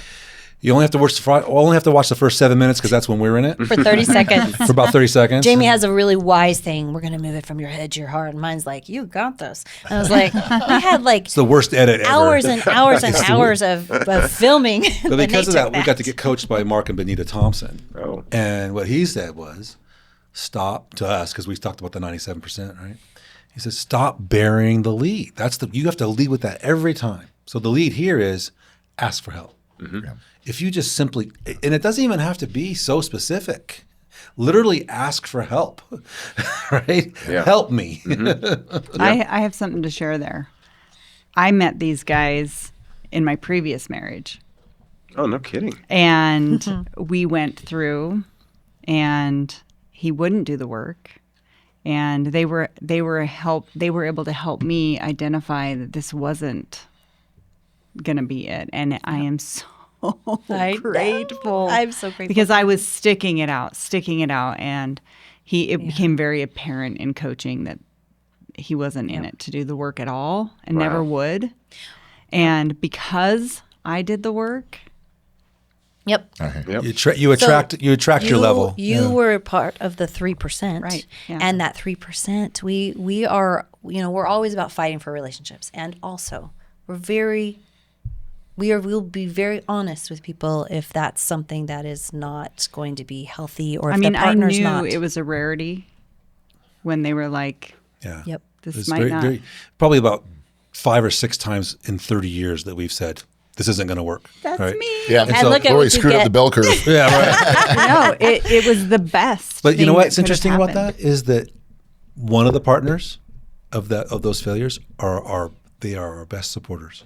Yeah. Yeah. Well, the other aspect of this, Lori and I literally just talked about this yesterday, is what beautiful gifts came from our past relationships. Like we have 2 amazing human beings that came from that I know. relationship. Sure, yeah. I And the know. lessons, and I kind of chuckle. Lori's like, "Oh my gosh, you're so amazing." I said, "Baby, the bar was on the floor with your last relationship. I just had to be on a couple of rungs Or high." in the Rafters. attic, the rafters. Right, totally.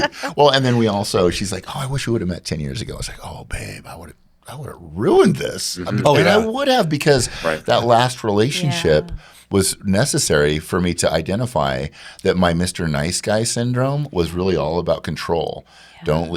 Keeping myself feeling safe. Yeah, I know. Right. So I was a real nice guy, and that, I brought me to the table. So it was through that experience that I got to experience massive, that big, that burner of abandonment. Yeah. That if that hadn't been taken care of prior to meeting Lori, I would have played that script out with her, Yep. and it just wouldn't be what it is today. And that's important because we tell couples this all the time. Do the work with each other, because if it doesn't work, you will have done the work and you'll be ready into the next situation. If you've If been it does work, well, hallelujah. If you've been with a partner more than 2 years, that's kind of our 18 months to 2 years is kind of our cutoff. Working with people before that, they're not invested, right? Right. But if you've been there for 2 to 3 years, that partner has gifts to give you, even if you hate them right now. They have gifts to give you in understanding why it is that you chose that, Yes. then in doing the work together is actually way more valuable, because just what Lori said, she left that, she did the work with him. He was at least showed up to the meetings. He didn't do much, but Barely. but that gave us a real clue. And then from there, she was able to attract someone much better, because you Weller. Weller. Weller. I Weller. like that. Better You were instead a of- Yeah, I Weller. was Weller. I had more awareness. Yeah. Yeah. Yeah. I just can't get the Exactly. picture of being in a well when you say that. I'm a Weller. Yeah, it's important, and this is the most important work. That I think that the hallucination that I had was like Walt Disney and Disneyland and Hollywood made it sound like this is going to be so easy and amazing. No, this intimate relationship, as you shared earlier, Marla, like we dock up on an unconscious level, right? I think Nako has some lyrics that says, here I was trying to find a mother, and every woman I called a lover. Yeah. Right? Yeah. Right. Real These So mommy true, wounds. Yeah. And so that doesn't work. No. Yeah. And so continuing to do this work, and then our first 2 years, because we have like a lot of people around us now, and we love it. Yeah. The first 2 years, it was Lori and I. Yeah. And we sat in this beautiful big bathtub, and we would unpack. Hey, when you said this, did you mean it this way? Yeah. No, I would never say that. I would never try to hurt you. Like, okay, so that's where we're identifying the maps, right? And where this is coming from. And 2 years, twice a day, we got to know one another. So we had our language. And as soon as that was super solid, boom, we just said, man, we need community. And they just flooded in. Yeah. Yeah. But it requires intention. Oh, absolutely. And I have to hand it to Lori. She's the queen of intention. Oh my goodness. Well, there's another podcast. I was absolutely blown away because I just thought she was gaslighting me. I thought she was love bombing me. Really, right? Because my script was unlovable. Now, in my head, it's like, no, I'm lovable.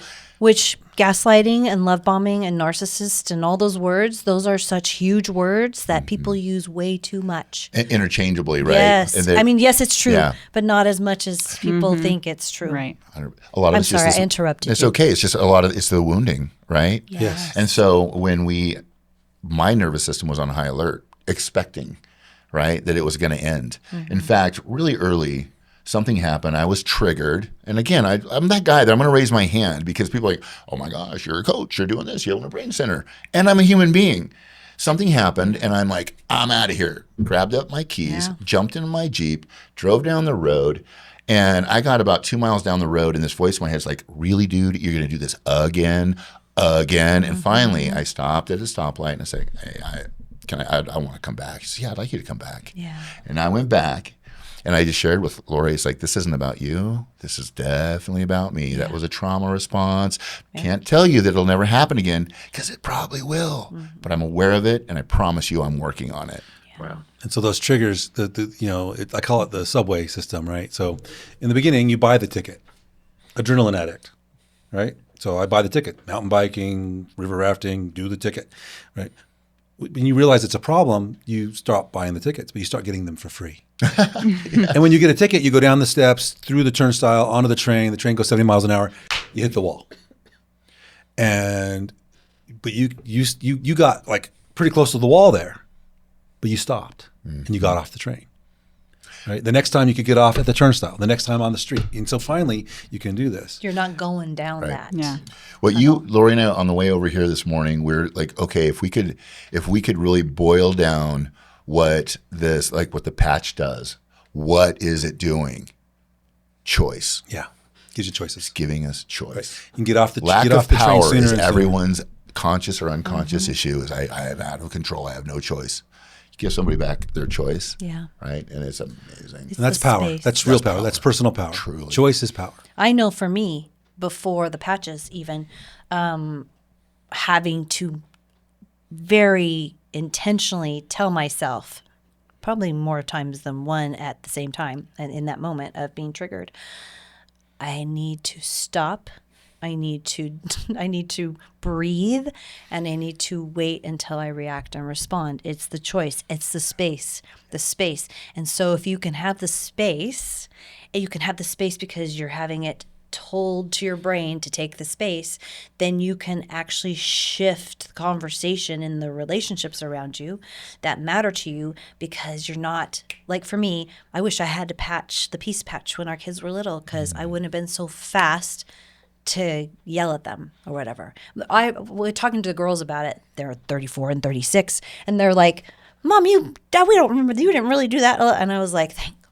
Right? But the still being able to be in that space as a parent, and then of course a relationship, but as a parent, being able to just be in it, and with our grandchildren, they're 5 and 6, and we've been grateful for the patches to give us space to and not for them, react so quickly. And for them, we've sent them to school with them, and they've had better days when they were stressed out. So it's a really powerful thing.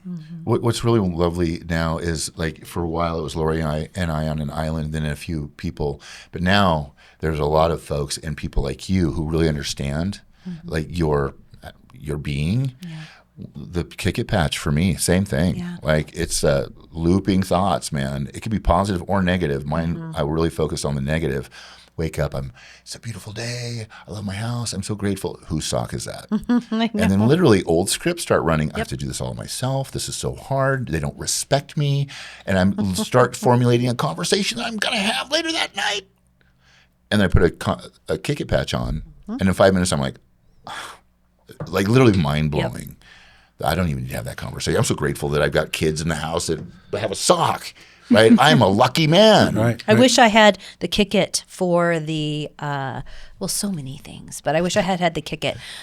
For me, Jamie's way of checking out is he could go behind a brick wall and he could be standing there and I'd be probably a little louder than I ought to have been. And Jamie could be zoop and he could see him go away. Zoop. He was there, but he was gone. And so first, of course, kick it before I even went there. But then secondarily, kick it for the spin that I would have when we would have sex. I would be thinking, so his checkout was like that. My checkout was busyness in my head. What's the next thing? What do I need to do? I need to make sure dinner. Blah, blah, blah, blah, blah. So we're having sex and I'm thinking all these things. So I'm not present to it. And of course, remember, I thought it was kind of dumb the first 12 years. Anyway, so I'm not present to it and I'm not present to it. And so if I could have just been present, just stop the spin. Oh, that would have been miraculous for both of us. For both of us. Well, and I want to touch back on what you talked about. That's fantastic, right? That's a big thing to be present, especially then in that moment. So you talked about this a minute ago. Carl Jung says, everybody in your life you draw to you. And every single one of them is just a mirror. So if you're having a reaction to somebody, if you take responsibility for that reaction and do the work, use the tools, right? Patches, the check-ins, the whatever the thing, the 1 minute journal, all the things that you can do to get a hold of that, it changes the entire dynamic. This is the kid that said he got his mom back, right? Is because now there's space for that relationship where there wouldn't have been otherwise. Well said. And what that reminds me is when I'm at my worst, and I might be high achieving and looking by society standards like, oh, he's going for it. When I'm at my worst, it's all about me. Yeah. Right. I'm thinking about what's going on in my head, how I look, what's going to be next as you're sharing. Yeah. When I'm at my best, I'm with you. Yeah, present. Yeah. Present. Just present. So you're a human being in that moment instead of human doing. Yeah. And that's like so big. Wow. Doing. Beautiful. Yeah, doing. The other thing I love to say is the same kind of thing is get curious instead of critical. Those two pieces together, being a human being. And so I was very judgmental of myself. So I was very judgmental of the people around me. That's control is a part of that too. Perfectionism, all those things. Approval addiction, all those pieces. Being able to be fully engaged with my center, feeling like I can really expand and breathe and be in that space, and the patches just take that and just blow it out of the water. Being able to be there, and I feel like I embrace joy like I've never even known joy to be. And that's without even a joy patch. When I put the joy patch on, I was like, this is familiar, because I've worked really hard on joy in my life. And so having that expansion and that whole, instead of my body contracting, I find myself expanding way more than I find myself contracting. And even in sessions with couples, Jamie and I have worked very hard on not having the feelings jump on us. And we used to leave sessions about 20 years ago. We'd leave sessions and be like, oh, I feel so defeated. And then be like, wait a minute, why do That's I not feel so our feeling, defeated? right? It wasn't my feeling to begin with. So recognizing that, oh, good, that's not my feeling. So having that space and time to be like, we can be centered, be in a space with couples don't want to leave if they're You never get them with out us of the in couch. person, It's they like, don't want to get out go. of that. You gotta get up. And they'll say, Not oh, it's to so leave peaceful now. in here. And we're just, being able to be there but not take on and not take responsibility, because we used to take on responsibility of we are going to really help these people and we're going to do whatever we can, sometimes more than the couples would do. And then we were like, you know what? We cannot be that, but we can be present. And so the patches just expand that presence and that space of, relief even, to be in, and hope. I think hope is a huge part of that too. Oh, we don't have to live here anymore. There's a definition of empathy. What you're sharing reminds me of what I was coached, that empathy is being with someone, Yeah. but not in them. Yes. Yeah, you Right? As two wounded Yes. people, empathy looked like co-signing someone's BS and jumping in their Taking it story. on. Yeah, it's like, no, true, kind, high-level empathy is I'm with you, Yep. Yeah, present again. Empathy, but not in you. Yeah, I'm not right. going to. Respecting your own boundaries. You have to have Yes. those boundaries. Yeah. Right, Yes. right. I so that's the thing we say about couples. I can care about Marla, but I can't care for her feelings. Take them. I can't take them and care for them. She has to care for them. Those were some of this when Lori and I got together. We laid out like the irrefutables, right? This has got to happen, and I learned this, right? And I put this together over time, which is number one, like I've got a connection with my higher power. That's number one, and I will seek that daily, and it's going to look a lot of different ways, but that is top priority. Yep. Second thing is, as a recovered man from alcoholism and addiction, I got to take care of that, because then all is lost. All is lost if I don't go down that path Yeah. to take care of that. Yeah. And third, and she's like, it's me. I said, it's me. I said, it's me. It's my job to take care of me. And Jim Rohn said, I'll take care of myself so I can be my best for you. And I expect you to take care of yourself so you can be your best for me. Yeah. Right? That doesn't mean we abandon. No. It just means we are responsible. And then so Lori's like, I didn't even get the bronze medal. No, but baby, but I tell you what, you're a strong fourth and you're going to get everything I got. Yeah. Right. Everything. Well, Yeah. because Yeah. like our mentor told Marla, Oh. Russ is our mentor to this day from 2000. So it's been a few years. Yeah. He was Freddie Mercury's counselor. Oh, wow. Which we I bet figured he out has some because stories. He he's didn't got tell pictures. us. But he wouldn't can't tell the He wouldn't stories. tell. But he's good Well, he friends hangs out with with the the band. He band. says, "I'm Yeah. friends with the band." Why? You see, you worked in London in the '90s. Anyway, so he says to Marla, Marla says, "I'm so mad. He makes me feel He makes whatever, me so angry. whatever." Yeah. Russ stops her and says, "Jamie can't make you feel anything, Marla." And I'm sorry, but I said, that's bullshit. Because he did this thing. And he's like, doesn't matter. You have the choice. You have the choice of how you feel, how you react, how you respond. And I was like, and he said, we can argue all you want, but it's still true. And that was a really big deal for me because I needed to stop the blame game and take my own personal responsibility for my reactions and my responses. That was hard because I tell you guys, I worked very hard. I liked being right. And I would rather be right than in relationship, unfortunately, a lot of the times because I'm like, screw you, I'm right. To this day, in my brain, I'll think, I know I'm right on this, but the truth is I don't have any, what is it, money on the game or whatever. I don't Dog in know, that whatever. race. Dog in a race. It's like, it doesn't matter. And so I'll just be present and Jamie can be right. And I'll be like, it doesn't really matter if I'm right or not. And it's so funny. If I end up being right, Jamie will oftentimes say, oh my gosh, you were right. She's But mostly it's right not- all the time. It's but really not. really frustrating. But I'd rather not be right. I'd rather not be right. I'd rather swallow the rightness to be connected. Especially because you don't have to defend truth. Yes. So if it is true, Exactly. you don't have to defend it. No, it comes. Eventually, it'll come. Yeah. Truth What I think exposes. with the patches is that what you described is like I had to consciously think about, okay, I'm going to pause, I'm going to breathe. Those are beautiful tools. Yep. And sometimes get jumped right over. right? Yep. I found that this has made all of that work so Yes. much easier. And that's the magic. That is the magic because that's the hardest thing. That instantaneous reaction, we've survived on that. Yeah. So the problem is that strategy worked As a human, as a human. All humans, I think. That's why the 7-year-old thing is so important. Those strategies worked when you were. You know how old you are when you learn half of everything you're going to learn. Half of everything you're ever going to learn. 2 years old. Really? 2 years old. Right? So that's half of everything. And so you've already decided how to regulate your emotions. I know that if I get really angry and get really loud, I can win. Yeah. And so that strategy works. And so that's what people go to because it worked since they were 2. Don't think about it. You're not realizing the consequences. It's just, you just blurt it out, just whatever your thing is. But when you have the magic is when you put one of those, it doesn't matter even. Peace, kick it. What's another one that's calming? Liberty, joy. Liberty and joy. All 4 of those.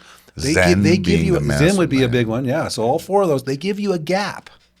They give you a moment to say, wait.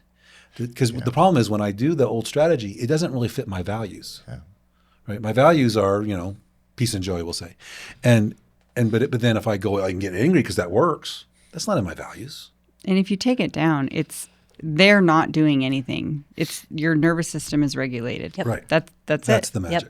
You know what the first time I heard of the gap was Eckhart Tolle wrote the book, The Power of Now. yes. Yes. Right? He talks about the gap. This is that. It's the gap. This is the gap. You get a natural neurotech that tells your brain, here's your gap. Take the gap, baby. Always take the gap. So let's finish. Go back to calendar memory. This is intriguing. Okay. Calendar memory is a time of, it can be several different layers. So the first layer is time of year. So if something significant happened to you, trauma or significant emotional event, like my brother and sister going away to school, which was very exciting.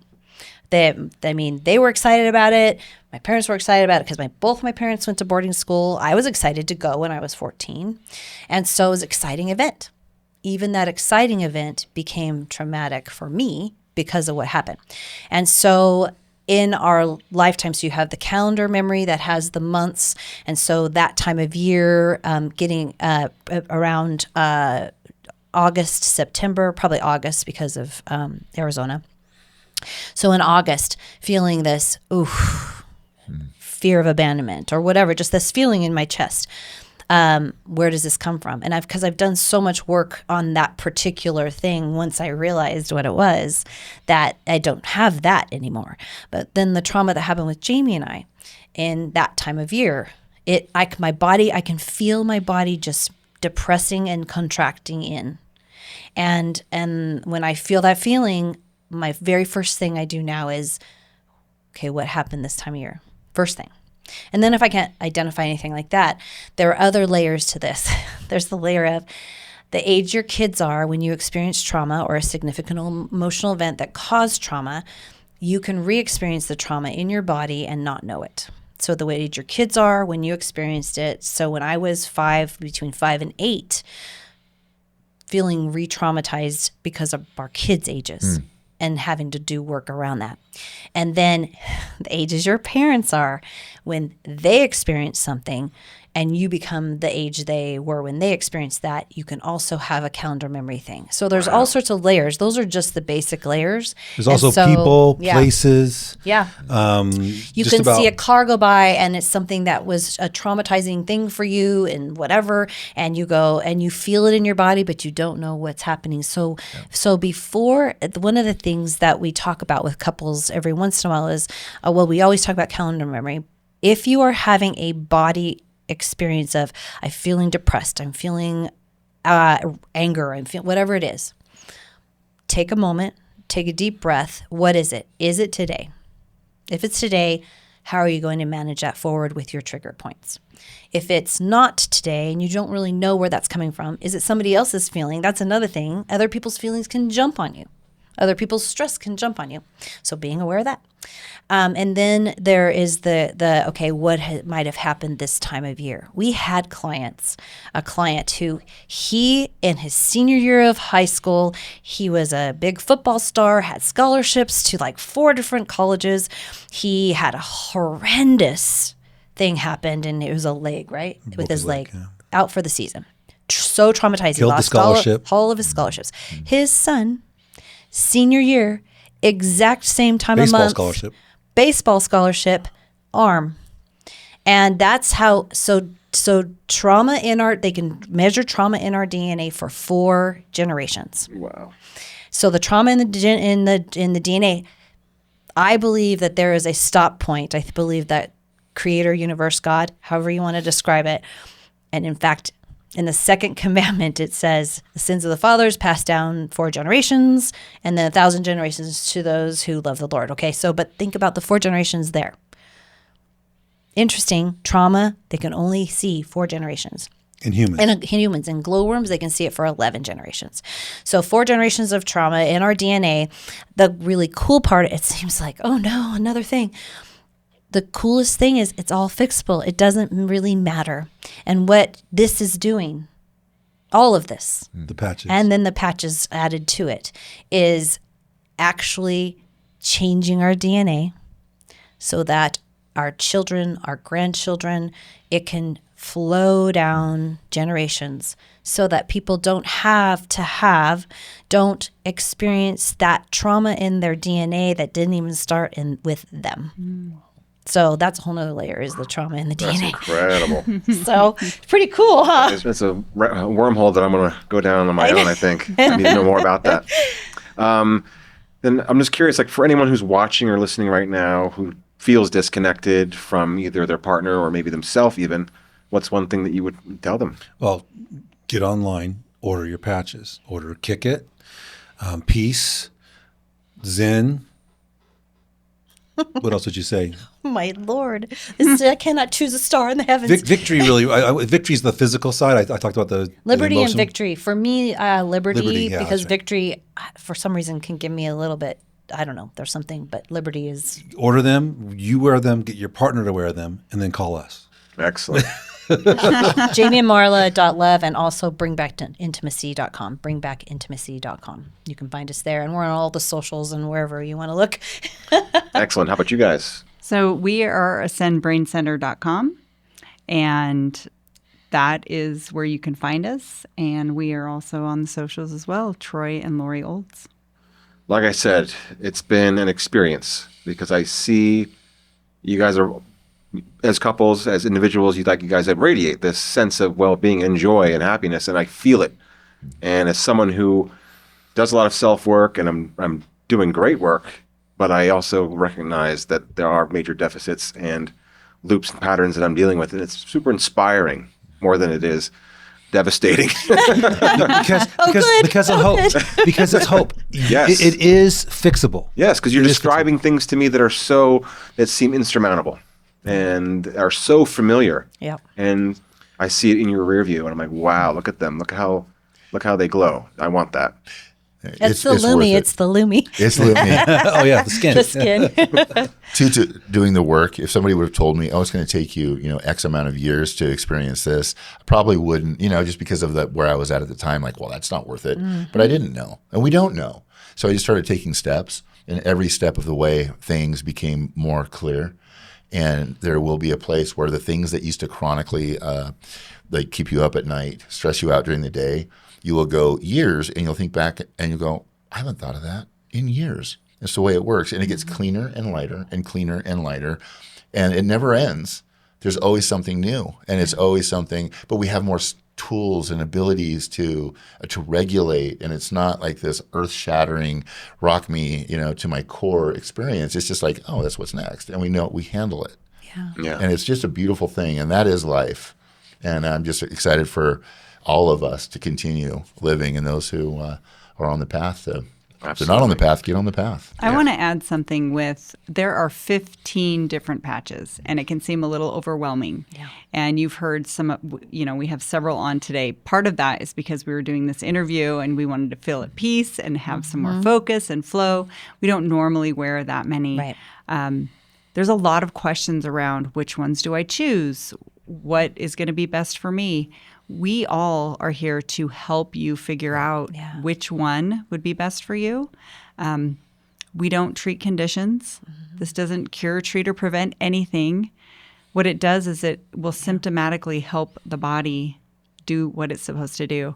So don't do this alone. Make sure you reach out to one of us and get the proper coaching on which is going to be best for you, because every body is different. Yes. That's true. Yeah, and a question, I love phone that. call. Make a phone call if you like that. Get some clarities first. And if I don't know the answer, if Jami, we don't know the answer, you guys, if you guys don't know the answer, we have people that have the answers. Find the answer for you. Yeah. We have a testimonial group called It's Not Magic. It's a neurocoding. You can get invited Facebook. into that group on Facebook. It has testimonials. It's a great place to kind of be a fly on the wall and see what kind of results are coming in. Oh, that's great. Really cool. Guys, thank you for being here. Yeah. Please come back. you. Let's do this again. Definitely. Love Thank you it. for having us. Appreciate you guys. Thank you. Thank you.